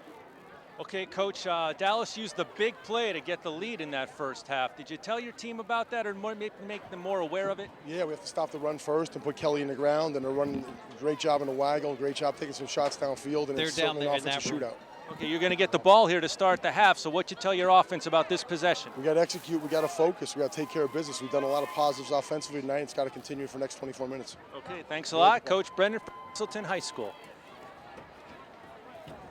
Thank you, Paul. You hear what Coach Brennan had to say.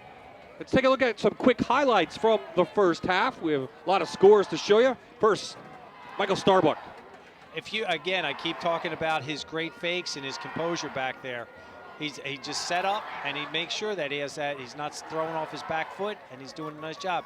Damon Horton, we figured roughly 84 yards, 17 carries. Dallas came right back after it was tied at 7, and boy, Delgadio's showing speed down the sideline. Just the way he caught, spun outside. Again, ball security in there to get away from the defender. But the Cougars came right back with a touchdown of their own, and guess it's Mr. Everything, Horton, easy run in for his second touchdown of the evening, but we weren't done yet because Lenny Kelly, he wants to get in on the act. And look at this run. I mean, again, short run, but that offensive line did a tremendous job blocking everyone down and creating that seam for Lenny to get in there. Now this is where Dallas takes the 2-score lead. Lenny Kelly again, he has 120 yards on 10 carries, 2 touchdowns. And the Hazleton area came right back to make it close at the half after Horton's 64-yard kickoff return. He takes it in from a yard out, and that's where we are right now. It's Horton again, this time from his 5.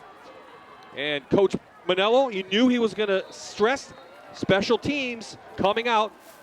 This time they get Horton. Cougars get the ball at their own 26-yard line. So let's break it down. Both coaches, you're in there in the locker room. First for Dallas, what do you tell? What's Coach Manello saying? Coach Manello is going to be emphasizing the kick tackling on his special teams. Coach Brennan was going to be talking to his kids about that big play action, and we have to just get 11 hats to the ball. Rain has continued pretty heavy since the end of the half. Looking at the radar, looked like it was a small little green dot right over the back mountain. Hopefully that moves through, but that has affected a little bit. We saw a couple fumbles when it first started, but it's intensified. It has, and it makes that, you have the artificial turf, but it makes it very slick out there too, and it's harder to cut. I'm sure both teams will go to the running attack. Horton again for about 3. Well, Coach Brennan said he did want to try to control the time on the clock, so this is a great way to do it. Lenny Kelly with the stop. Good. This is where you want to control, right? Second half time of possession. And again, they're only 1 score down. They want to make that statement, to come out and try to, let's even this up.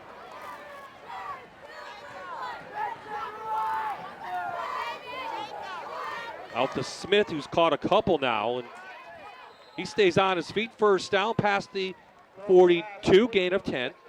And again, the yard after the catches on this are critical. He got an extra 8 yards. Ball was a little high. He comes back for it, jumps up, and then again, it took 4 Dallas defenders to get him down. Great second effort. Sparky Wolk in that first half, 11 of 18, 127 yards.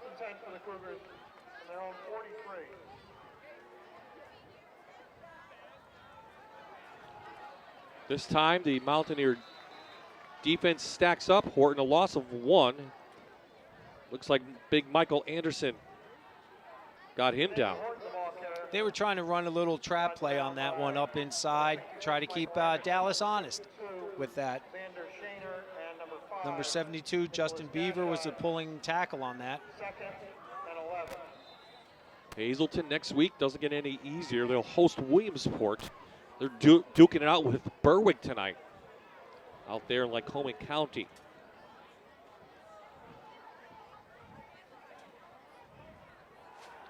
Walk lights that little slant, and they got Hunsinger again. Hunsinger loses the ball. They're going to say, I think he was down. I heard a whistle. Boy, you can see the ball coming out as we look at the replay, Coach. On this play, I believe Sean Kuba comes in here and punt. Wasn't Sean, who was it? 42. Lenny Kelly. Lenny Kelly comes in punching at that ball, and it does cough it up. Did they say his momentum was stopped? They said it, yeah, the forward momentum, he was stopped. But you saw the gang tackling by Dallas. Again, another coaching point. 11 hats to the ball and strip that ball. That's another drill that Coach Manello emphasizes all week. Horton cuts it back just like that, picks up 10. Nice drive to open up the half by Hazleton area. On this play, there's Damon, lead block by the fullback, tight end seals down, fullback kicks out, and Damon just picked it up inside.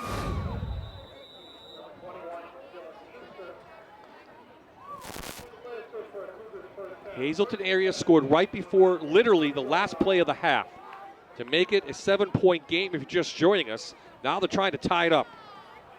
That's why Sparky Walk keeps it, and Michael Anderson is there. Tried using Damon as a little bit of a decoy, and you know he's getting a little tired. He's been their workhorse, but he's got to continue his fakes on that if he wants to have Dallas respect what they're trying to do. On this play, you'll see Sparky gave the read option and then kept it, but Damon stopped, so that led the Dallas secondary not to be fooled by it.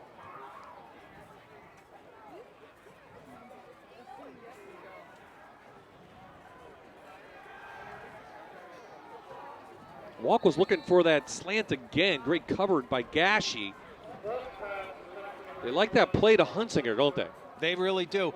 But if you look, Smith was open in the back, and he was letting Sparky know, look, I was open on that. But if you notice, Sparky pumped it and he didn't like what he saw, and he held it, and that's when he threw it back out to Hunsinger. Both quarterbacks have made great decisions tonight. Right now, Sparky Wolk, number 7, is on the field. We haven't seen Michael Starbuck yet for Dallas. It's the opening possession of the third quarter. Wolk held on the ball too long, but we're going to have a flag come in as Xander Shaner took down the senior quarterback for the sack. Now, what's the call? On that play, number 72, left tackle for Hazleton, as he was kick sliding, Dallas defender took the inside rush and was able to get that pressure on the quarterback.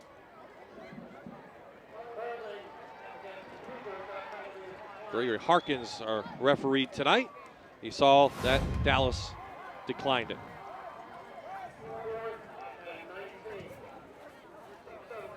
Is that a coverage sack, as they call it? Yeah, there was nothing downfield on that one. So, again, number 72 is only a sophomore. It's only his third start. Dallas defense holds. Wolk now trying to pin the Mountaineers deep in their own territory, and it gets a bad bounce on the turf, and Dallas will get the ball back out at the 20. So 8:13 remaining here in the third quarter. Still a 7-point game.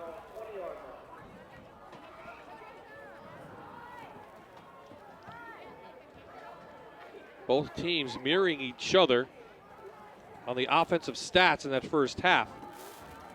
Both have a running back near the 100-yard mark, and both have quarterbacks over the 100-yard mark. There's Rich Manello. And you have two offensive line coaches battling in the South this evening.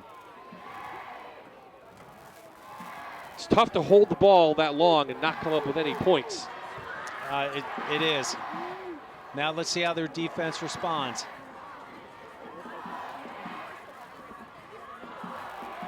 They give it to Kelly, and yeah, that's going to be a flag. Matt Fisher grabbed the face mask, didn't let go. Pretty obvious. Everyone in the stands. This will give them. This is a tough one. It is. If you look on this play, he comes in. Yeah, he grabbed it. So that's going to be a big one. That's the 15-yard variety. Yeah, it is. But again, Hazleton's defense is playing so aggressive, and again, Kelly can run and make some nice cuts, so you get stuck and you just reach out, and unfortunately you got face mask on that one.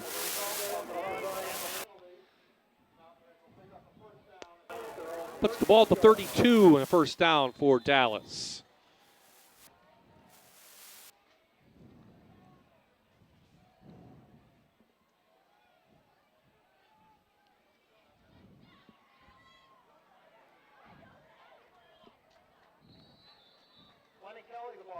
Kelly again, up through for about 5.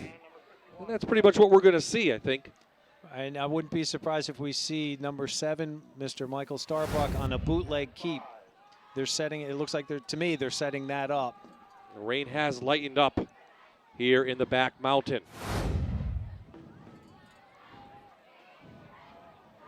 Bob Ide, Jan Cechak, Paul Grippy here at Mountaineers Stadium. Turned out to be a rainy evening. Starbuck back to the outside. Delgadio with the catch out there. With a quick out. We bring up 3rd and short. on this play. You'll notice, again, it's easy for a left-handed quarterback to throw to the left-hand side. That's why he has such good accuracy with that. Quick out, gets him really third and short.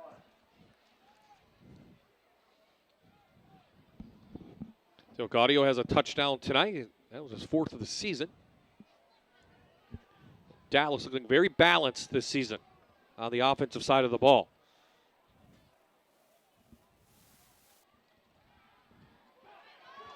Starbuck is off.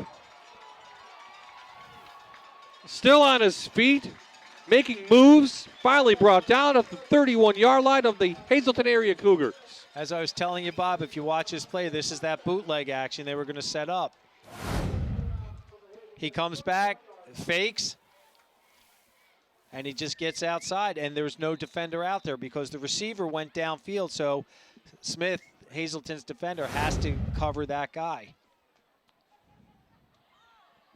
25 yards for Starbuck, and on that 3rd and short, you saw Hazleton area with like 7 or 8 guys in the box, and once you get the quarterback outside, there's no contain, and that's the problem with it, and that was a great call, probably by Coach Amatrano, who's Coach Manello's offensive coordinator at Kings.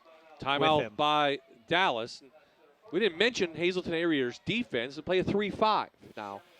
That 3-5 stack, that was a defense that came into really the forefront about 6 years ago. There's been some schools like Princeton, Georgia Tech used to run it, and you get these kids because you can't find big offensive or defensive linemen, I should say, so you have to come up with something, and it kind of evolved to this 3-5 stack, and there's a lot of blitzing that you can do with it.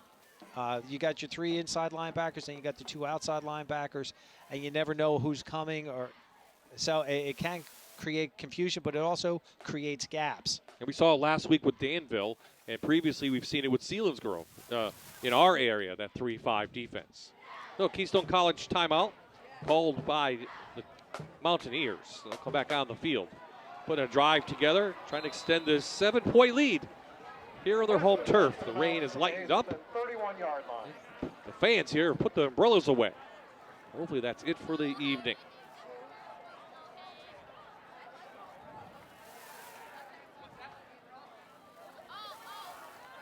Kelly with room off the right side. Give him 6. Kelly, the ball carrier, tripped up by number 7, Sparky Wolf. Wolf with a stop. On this play, you'll watch the offensive tackle. There he is pulling again. Again, they like that counter tray action with them. It's a counter step for the halfback. He's going, takes a step to the left, comes back to the right, and gives the time for the left guard and tackle to come and clear house.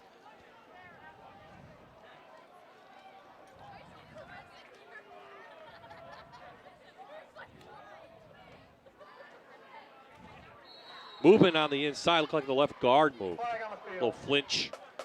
Valera. The Hazleton area defense didn't play that well last week against Valley West. They're getting challenged tonight. They are big time, and high risk, high reward with the 3-5 stack. And if a team finds its running rhythm like Dallas has and Valley West did, it's sometimes hard to stop. I know Mike Brennan was looking forward to have number 42 Kevin Milosky back. He's a pretty big kid, 6 foot 225, just a sophomore. He's out there now. He was injured. And he's playing one of those middle linebacker positions. He really likes what he has from him. And again, he's just going to get better, and they just got to give him time to grow. Starbuck rollout finds Gashi. Gashi inside the Manuka Subaru tuck. Red zone. Down to the 7. Make that the 8. Again, he is so cool under pressure. Nice rollout. We have great patterns, and there's Gashi just coming out to the outside sideline and then turns it up and goes. 22-yard gain for the Mountaineers. They're knocking on the door to extend the lead.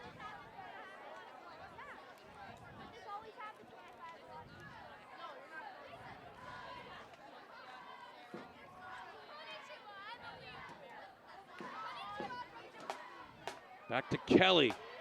Every time he gets the ball, he has that hole. It's a Manuka Subaru touchdown for Lenny Kelly. His third of the night.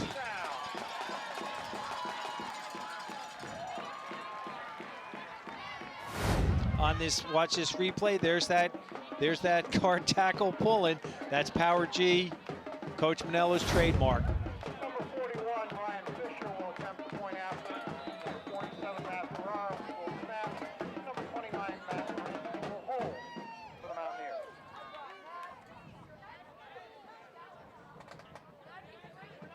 Ryan Fisher, the junior, the lefty has it, and it's good. So it's back to a 14-point lead for the Mountaineers here in Dallas.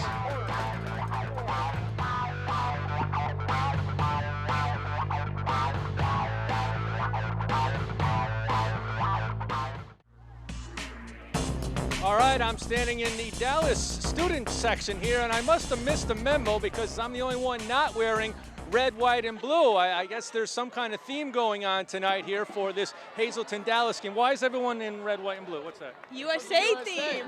USA, baby. USA. Oh, okay. 9/11. That's right. September 11th. That's coming up on Tuesday. Now it makes sense. I'm a little slow. How'd the rain affect everything here? Anyone have a problem? Well, some kids left, but yeah, we still have a lot of fans here. All right. Yeah. So Dallas has the lead. The rain has stopped. We're in red, white, and blue. Hey, let's holler for our country. Let's go.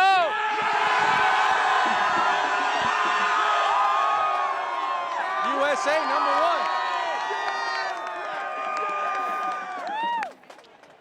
I hope Paul can get out of there Against the Cougars. because he didn't get the memo. Next week we're all going to wear red, white, and blue. There you go. So on the kickoff, there was a holding call. Was a block in the back, Coach? Yes, it was. Damon had a really nice return too. He went to spin and turn, and you could see inside there was a little bit of a defensive hold, or excuse me, return hold, offensive hold. Good start for Dallas here in the third quarter. They do a good job on special teams. They get a good defensive stop. They drive 6 plays, 80 yards. And you can't draw up any better going into the third quarter. Coach Manel, I know even with the score, that touchdown they just had, he's still going to be frustrated because of that offsides by the offensive lineman, because he stresses we can't have any mental mistakes. Cougars now trailing by that 14 mark again. By number 75, Taylor Balesta, and number 52, Vander Shaner. And that was right there. You could see that. Again, Damon, he is a workhorse, and they're just going to feed him the ball between him and Sparky. Hopefully, then that'll open up. And I think Smith needs to get involved in the game a little bit now. Hunsinger's been there. Get Smith, their other playmaker, out there, right, with getting the ball. Yep. Walk into the shotgun. Looking. Schneider in and out of his hand. They haven't called his name since the first quarter. Third down on the way. Wolf's pass intended for number 15, Nolan Schneider, incomplete. Coverage on the play by number 4, Danny Muser. 3rd and 6.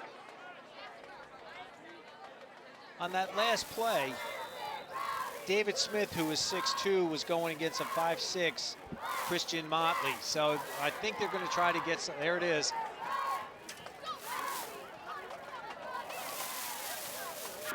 To the other side, you saw Smith wide open, not covered. They get over to Hunsinger. He's going to be short of the first down. Mike Brennan, what will he do? Here, Walk did look. Walk. He checked him off and threw back, and he threw backside.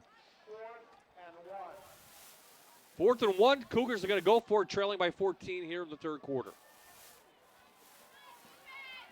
Well, Coach Brennan did this earlier at the 1-yard line for the touchdown, so he just needs one, and he's going to keep the ball. Great tackle by Schuster, and I think Horton's going to be short. They tried pulling the backside, and the backside help didn't get there, and you could see how Schuster just shut that down.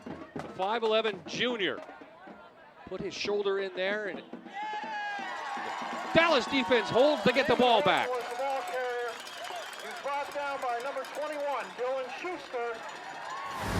Short of the first down. You could see right there, there's 65. He actually didn't get out quick enough, and he actually pushed Damon in the back. Schuster, that was an outstanding job. Great job by Dallas's defensive line. So is it Horton's job to wait for his guard to pull, or is it No, he he just didn't get there quick enough. He got caught up. Center and guard on that side got pushed back, so he had to adjust his track, and that's what ended up happening. Mountaineers in excellent position now to extend their lead over the 6A Hazleton Cougars. Ball at the Cougar 29.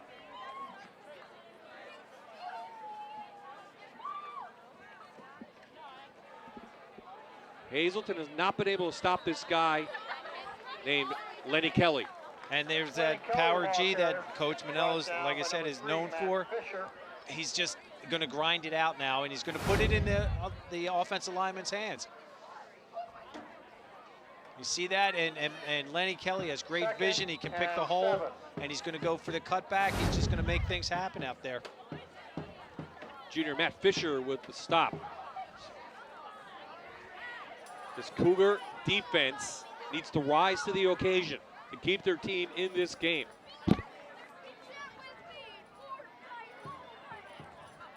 They'll fake it.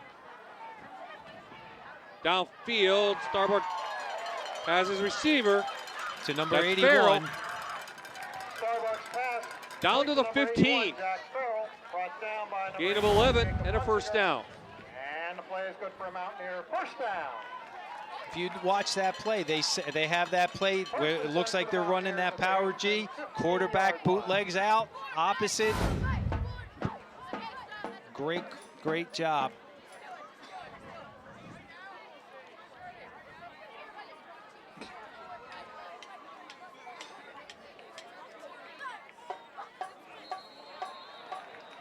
Somebody moved up front. Hazleton's pointing at Dallas's right guard. Dead ball foul. Ball start, 5-yard penalty against the Mountaineers. Make it first and 15. This brings it back out to the 20, but still in the Manuka Subaru red zone for the Dallas Mountaineers, trying to extend their lead to 21. They held a 14-point lead in the second quarter before Hazleton scored before the half. Back up to a 14-point lead now. They're going to be to Kelly. Kelly powers his way somehow through the Hazleton line, up inside the 15 of the 13, gain of 7. And again, if we get the replay on this, they run an inside trap. Now they're just folding the guard up inside. Kelly just followed it up through. And with his strength and power,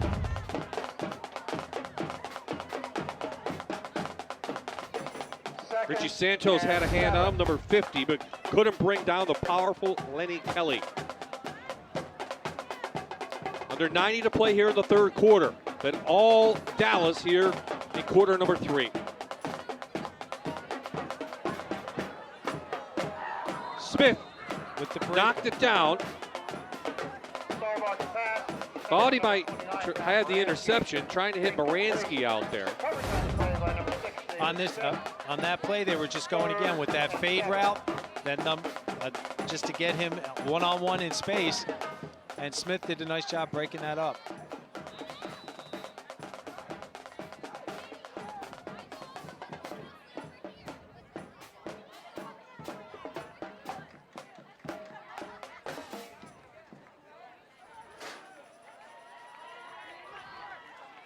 Here comes the fake. Starbucks hit. Good tackle out there, but the ball's caught by Luke Delgadio. Good tackle by Sparky Walk. 4th and 1. On this replay again. Quick fake, stop, turn, and he just throws it. Delgadio's having a nice game tonight. That's a good tackle by Sparky Walk. 4th and a good one. Here comes Starbuck in after he gets the play call for Rich Manello. And if you're Hazleton, 42 or 7, you have to keep your eye on, you would think. Absolutely. And there's the They're going to quarterback. power through, and behind his big offensive line, Michael Starbuck gives Dallas 1st and goal. Starbuck on the keeper, brought down by number 51, Bryce Reed. Another impressive drive from this Mountaineer team. And they are taking time off that clock, which is really now working against Hazleton at this point. First and goal for the Mountaineers from the Hazleton 3-yard line.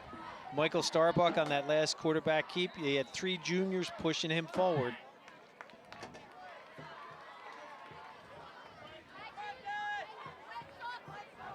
Hazleton looks confused. They weren't set.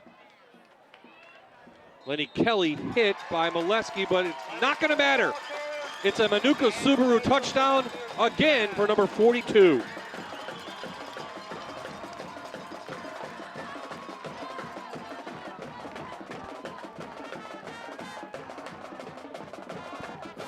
Here we go on the replay. You can see the guard folding, left guard coming, right side.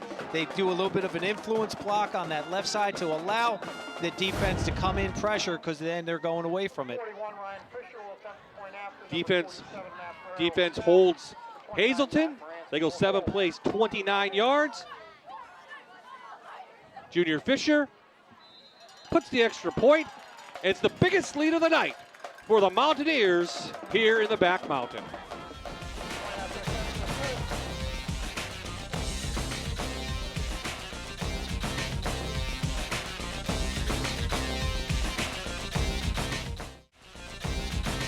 One of the newest restaurants to open in the Dallas area is also the best, Anarella Pizza and Pasta. The greatest authentic Italian food is located in the new Yalik Plaza. Like us on Facebook and see specials like this week, 2 pizzas for just $18.99. Favored by adults, high school students, college students, and kids. 2 seconds left in the third quarter.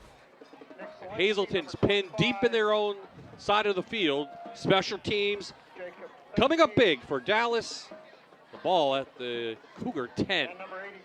Well, Coach Manello was he was upset with his special teams, especially his kick coverage, and now they've made Hazleton the last few possessions go long. They have deep to go.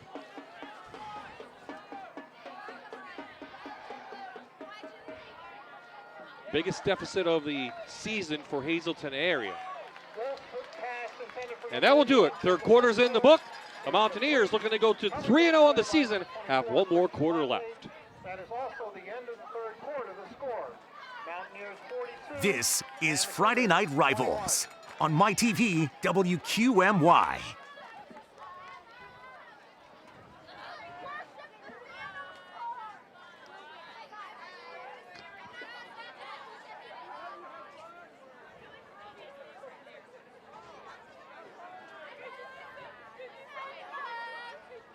Mountaineers would like to thank some of our sponsors, Airport Sand and Gravel, Aunt Shelley's famous chicken wing dip, Ken Pollock Auto Group, Urology Associates, Dr. Grossman and Dr. Delgadio, Dallas High School class of '88, Luzerne County Community College, A&B Sunrooms and Remodel, Bob Wright Insurance Agency, photography by Andy, NX2 Digital Marketing.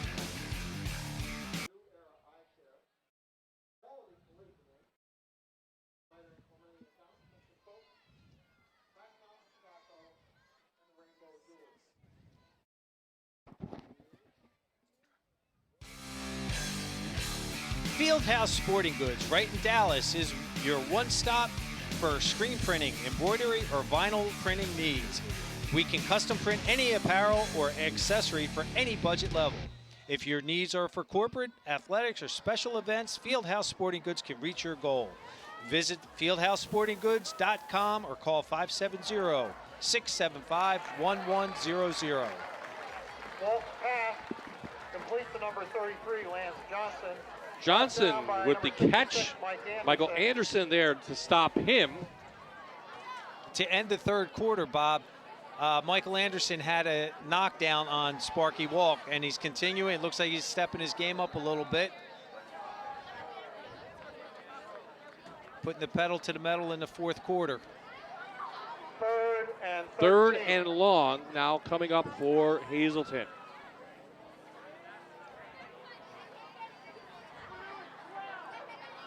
From his own end zone, Walk takes a hit. And there you go, Michael Anderson with the safety. Walk is tackled in the end zone by number 66, Mike Anderson, assisted by number 52, Xander Shader, and that's a safety. Watch Michael on this move right here. He does a nice little rip, and he pushes him away. He got right by 65, push 33 for the safety. 3 plays in a row, Michael Anderson has made a difference on this Dallas defense. Everything going Dallas's way here in the second half. It is. Offense is clicking. The defense is playing fantastic. And this team is going to be reckoned with the rest of the season. And their special teams started to pick it up this second half.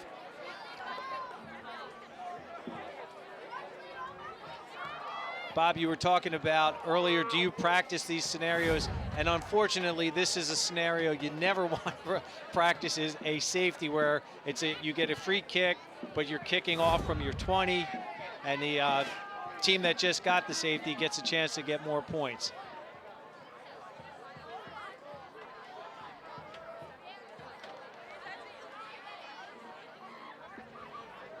This 4A Division District 2 is getting a lot tighter. Valley View, Berwick, Dallas, North Pocono, right in the mix. Wallenpaupack, I believe, are they? Well, they're 5A. Oh, they're 5? Will be deep for the Mountaineers. 5 or 6. I don't think they're 4A. I'll have to double check on that. No, they're not. I know they're not 6. No. Where's Stanley Koharski when we need him? They may be 4A this year because I believe Valley West may be the only team. We'll double check on that. But free kick now for Hazleton. Wren up near midfield to the 48, and that's where Dallas will have the ball. There we go. That's the Wyoming Valley Conference 4A. Pittston area in there. Dallas winning night. Berwick's playing Williamsport. Nanticoke right there. So that's the division in the Wyoming Valley Conference 4A as of this week.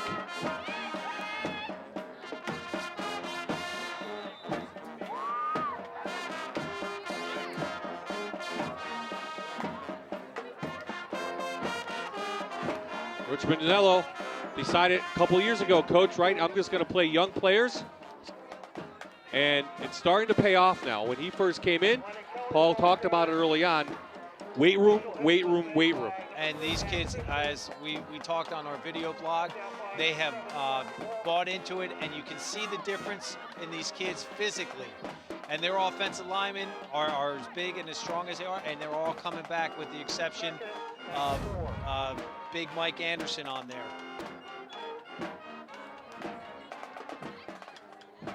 Hazleton, meantime, back to the drawing board. They get Williamsport at home next week. That's going to be a big challenge. Yep. Mike Brennan was concerned this week, moving again up front, about how his team would play.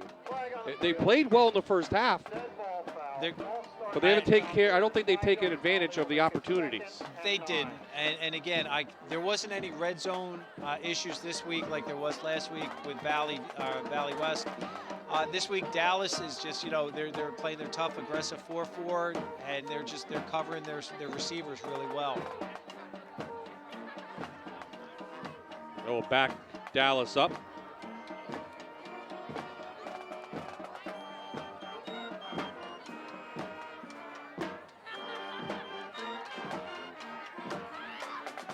So Gashi, the fullback, gets the carry, and he powers up for about 3 more. That's what we would have called our 32 trap. Fullback being the 3, going to the 2 hole with the backside guard pulling up and trapping. 3rd and 5.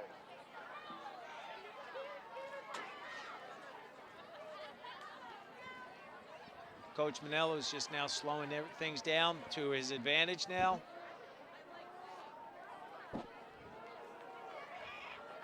Answer our question from before, Jan. Wallenpaupack's 5A. Oh, okay. Along with Wyoming Valley West. It was Abington Heights that dropped down to 4A. Thank you. Their Starbuck goes out of bounds. Starbuck on the keeper. So 4A, as I mentioned, can be very competitive. West Scranton's playing really well this year. North Pocono again won a championship at one time. Berwick and Dallas, Valley View. So 5 teams in there you could say have a chance at districts. Anderson will punt this one away. Hunsinger for about his 10. Special teams tackle by Farrell. And here comes Hazleton area back out. 9:04 left.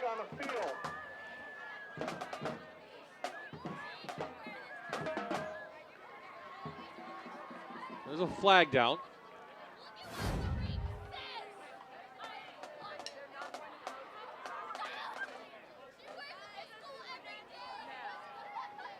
Farrell with a nice job on special teams. Flag has been waved off. So the flag is waved off, and Dallas comes back out, and Hazleton has the ball. Down 23 after the safety.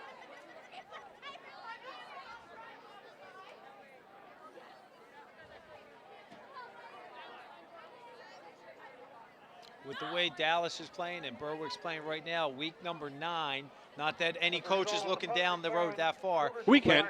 But we can up here. It's going to be another interesting rematch for Coach Manello and Coach Sheptock, who battled for years at Wilkes and Kings, and now they're doing it at Berwick and Dallas. That will be for the division title, most likely, I and would some imagine. big points at that time of the year in District 2. We'll have Berwick and Valley View coming up in a couple weeks. Oh, by the way, down at Berwick, a rematch. By the way. A rematch of last year's District 2 4A championship game where Valley View went to Berwick. And some people say upset the Bulldogs. That game's going to be very exciting. Dead ball foul. Ball start against the Cougars. So Hazleton now self-imploding a little bit. Well, Ball again, start.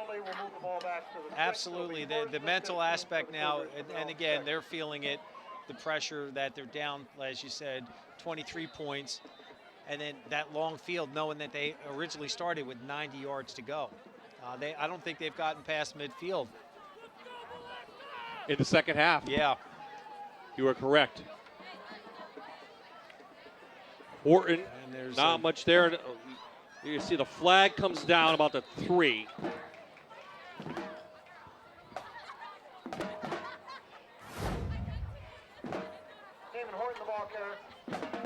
There's only so much Horton can do at this point.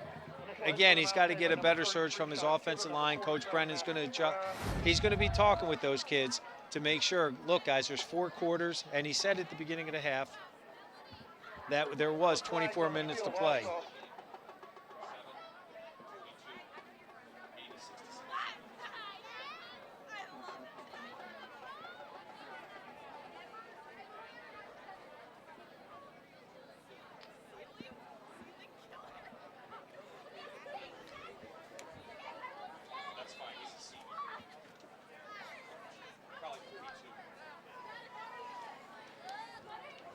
First down for Hazleton. Ball outside the 10, about the 13-yard line. Now the referees are talking over what's going on down there.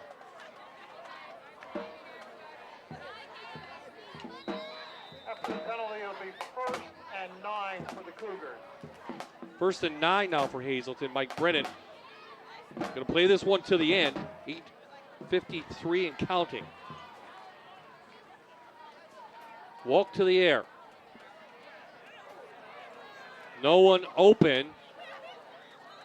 Nice job by the quarterback getting himself some room out there, out to the 29.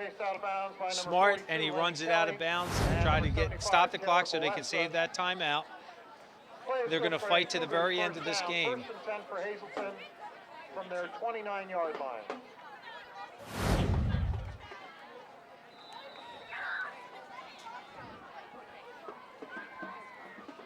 Cougars now probably going to go up to that no huddle. Trying to get something down the field. Get it out to Hunsinger. They're going to play this one out up to the 39. Chains will move. Good. On that, you saw Motley come in, and again, I know Coach emphasizes buzz your feet when you come in to break down. He kind of just took it easy a little bit, and that's why Hunsinger was able to slip by him. This Cougar offense has the weapons. They just need to put it together, but this Dallas defense is definitely playing at a high level. Well, Coach Brennan did say he does have a lot of skill, but he only has one senior offensive lineman that has experience up there. So it's been a growing process, and the maturation is going to take a little bit more time. Nice job by junior Xander Shaner, number 52. Third down on the way.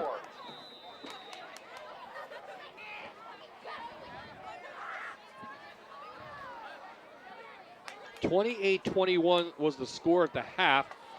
Dallas's defense pitching a shutout here in the second half at home.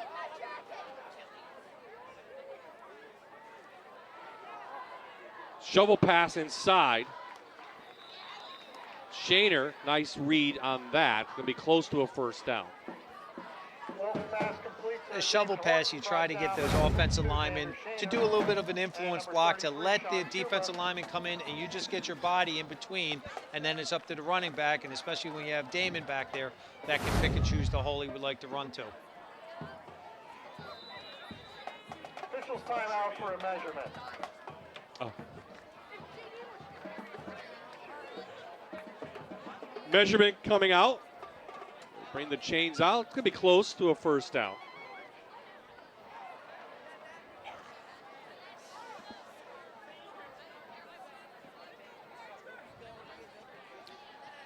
I said earlier, Bob, like these kids on the sidelines, you couldn't do anything without the trainers. And as I said, Joe Junta was with me back in, I believe it was 2000.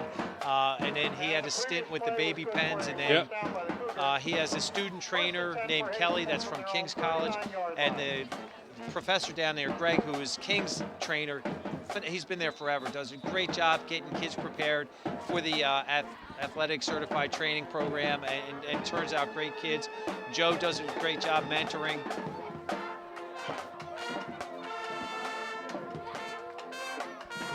Team game, from the trainer to the coach to the players to the athletic director. I mean, it comes to the whole school. Absolutely. In every sport, not just football. No, and it's a culture. When we were at Dunmore and Scranton Prep and even Hazleton this week and Dallas this week, it's amazing when the district does what they can to provide for the kids for all sports and activities. And 7.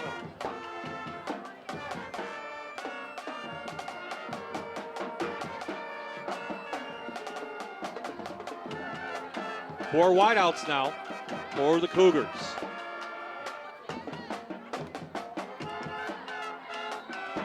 Wolk out. Farrell with the stop. Move the chains now for Hazleton, right near midfield.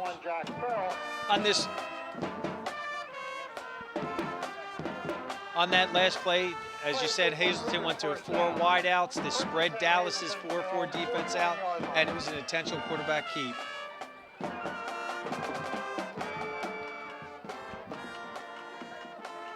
Horton on the sidelines, not in the game. We saw him with his helmet off. So Sparky Wolk in his hands. In and out of the hands of Hunsinger. Time now for the State Farm Trivia coach, Mike Brennan. There you see him.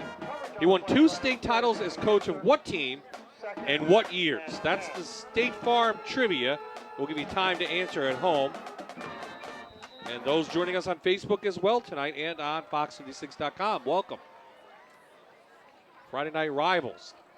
Next week, Shamokin, Southern Columbia. Woo! The Tigers of Southern Columbia, boy, they haven't missed a beat. No, they're blowing out Selinsgrove. And Dallas's defense again, shutting out Hazleton in this second half. Damon Horton, the ball carrier, met by number 47, Matt Ferreira. Ferreira 66, Mike with Anderson. the stop. Okay, Mike Brennan, 2 state titles, Coach. And I think the 31, thing is, Zach what Farrell. years? Well, I knew what school he was. That was Mount Carmel. The years had to be before 2005, I would say, because I was at Towanda coaching, and we came down, played them in the state quarterfinals, and beat them. So 2000, Mount Carmel, one of the All right. all-time winningest programs in the state. He won 2 state titles in 2000, right at the change of the century, and 2002. Back to the field, downfield. Oh, Lenny Kelly in and out of his hand, and that would have capped his night with the INT. it would have. And again, there was number 6, so we were waiting for him to get involved with the game. Sparky had a little bit of pressure in his face and underthrew the ball just a little bit. And 13. Well, Hazleton area has gone through those years. Nico Patron was the Rocco, yeah. Rocco was the coach. They had some great teams down there, and they competed well with District 11 teams. And they had those down a couple years. Mike Brennan's been there 5 years. He's 16-29 overall, but definitely Hazleton's on the upswing. They are, and Mike's doing. He really is. I know he's very frustrated with last week's loss, and then nothing grates on a coach more than a losing season or, having a loss to deal with. But he is doing the right thing down there, and the kids are starting to get better. They're starting to get it. As I said, like, he's an offensive line coach, and he has really only one kid that has experience that came back this year. Senior Smith. Yep. Getting the involved catch. with the game late, but let's get them going. Near the 4-minute mark in the game. Cougars putting a drive together. Out to Hunsinger, and nice job on the outside by the cornerback. Christian Motley read that. He did a great job on the break, and he had that arm in between the receiver's arms to break that, so there was an uncatchable ball there. Look at that. You look at that inside hand, just did a nice job knocking that ball out. 2nd and 10. Again, that's a defensive back drill. You work quick feet, work the break, and then you work the progression of breaking that ball up.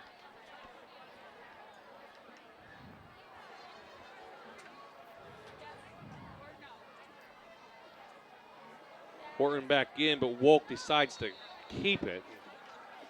A little more sense of urgency if you're Hazleton area, don't you think, at this point? At this point, yeah, and I think right now Coach wants to try to end this on a positive note. Let's just keep working the ball down, and let's get a score to cap this game. 3rd and 7.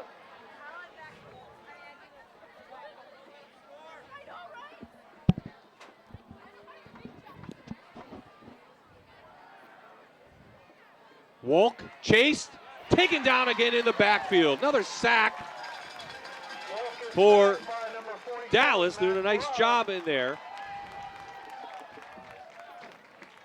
Number 65, Jefferson Luna, kind of got pushed back, and he's a big kid. He's a 290-pounder, got pushed back into Sparky Wolk, and then that just messed up the entire timing of that play.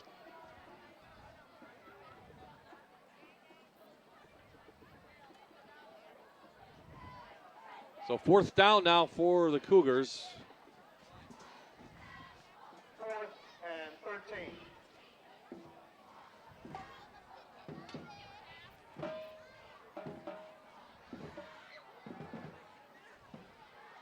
Wolk, flag comes in. Wolk taken down. Officially a gain of about 2.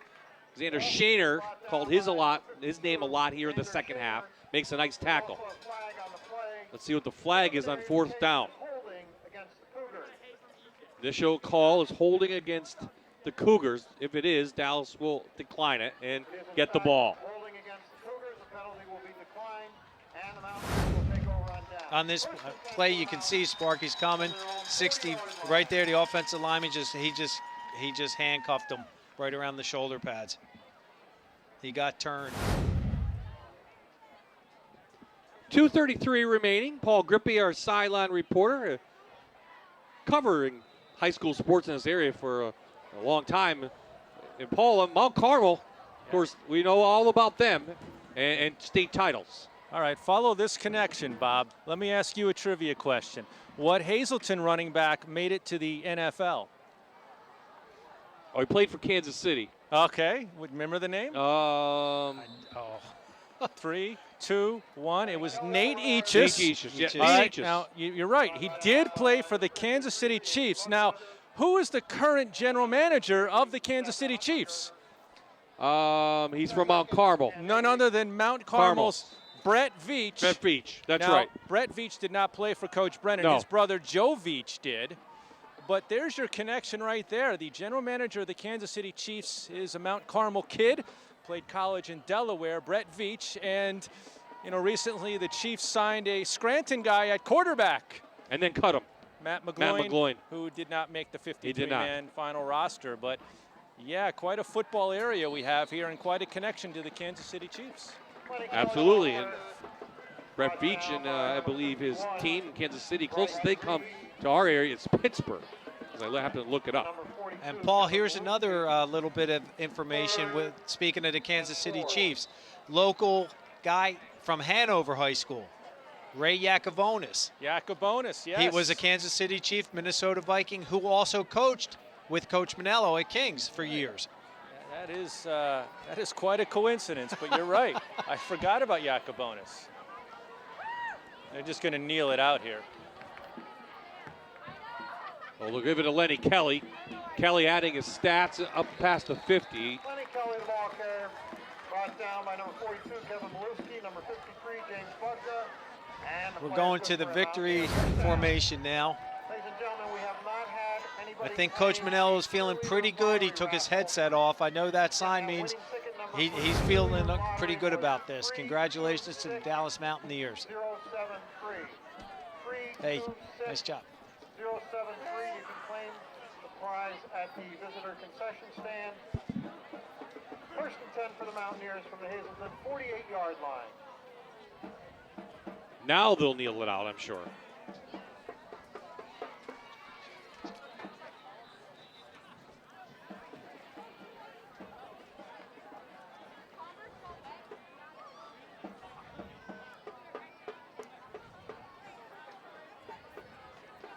So last time Dallas started 3-0, they actually were 6-0 in 2011.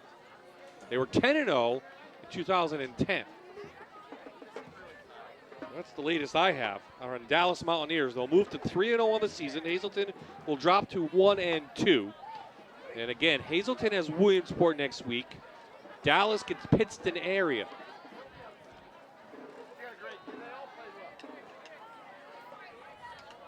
And this Dallas team is going to be difficult the rest of the year. You mentioned the Berwick game. I did, week number 9, but they also have... They get Valley View too, don't they? I believe so. I'm going to check the schedule. And I think they also have another big game in there against the 6A. Yeah, they have Valley West in 2 weeks. Yep. Coughlin, Nanticoke, Valley View. Wow, that's a heck of a way to end the season. Valley View, Berwick, and Lehman. Dallas shuts out Hazleton in the second half. They add on points of their own, and they'll win this one easily. 44-21 your final here in the back mountain. Paul Grippy about to get our players of the game. And what a performance by the Mountaineers. They just were firing on all cylinders tonight. I really was impressed with both quarterbacks.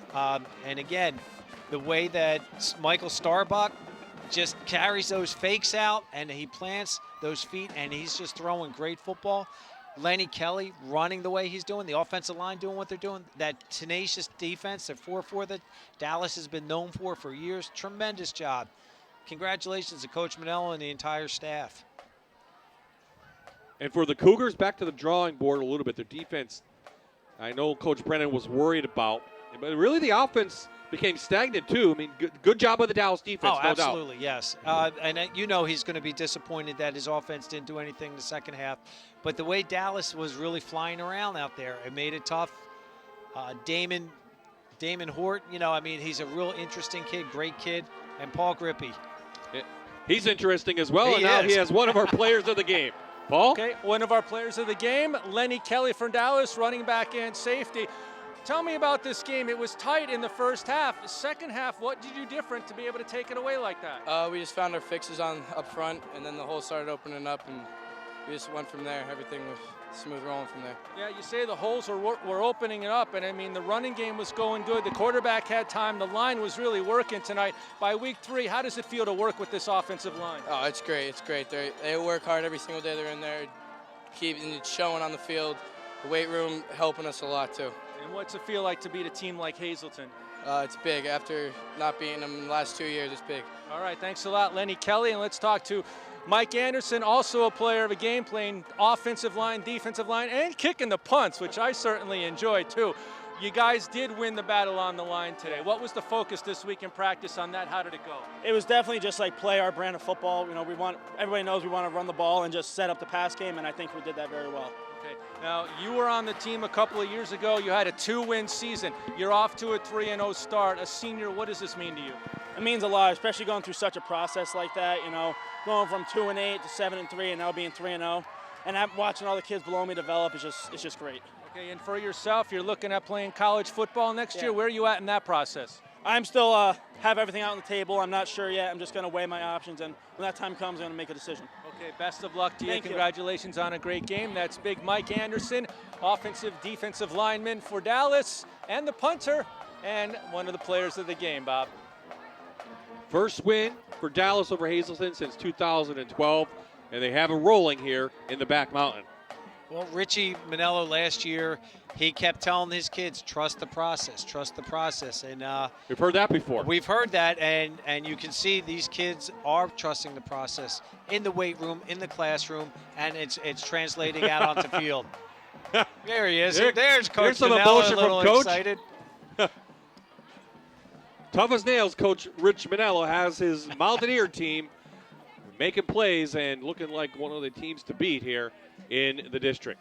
So speaking of teams to beat, next week the crew heads to Southern Columbia, 7-time state champs, hosting Henry Hynoski and the Shamokin Indians. Will be on the air at 7. Look for us on Facebook, on MyTV, and on Fox 56, and of course fox56.com on the internet. And that's going to do it for our crew, who weathered a little bit of a rain shower. Did a nice job tonight here in Dallas. For Paul Grippy, for Jan Cechek, this is Bob Hyde saying so long from Dallas.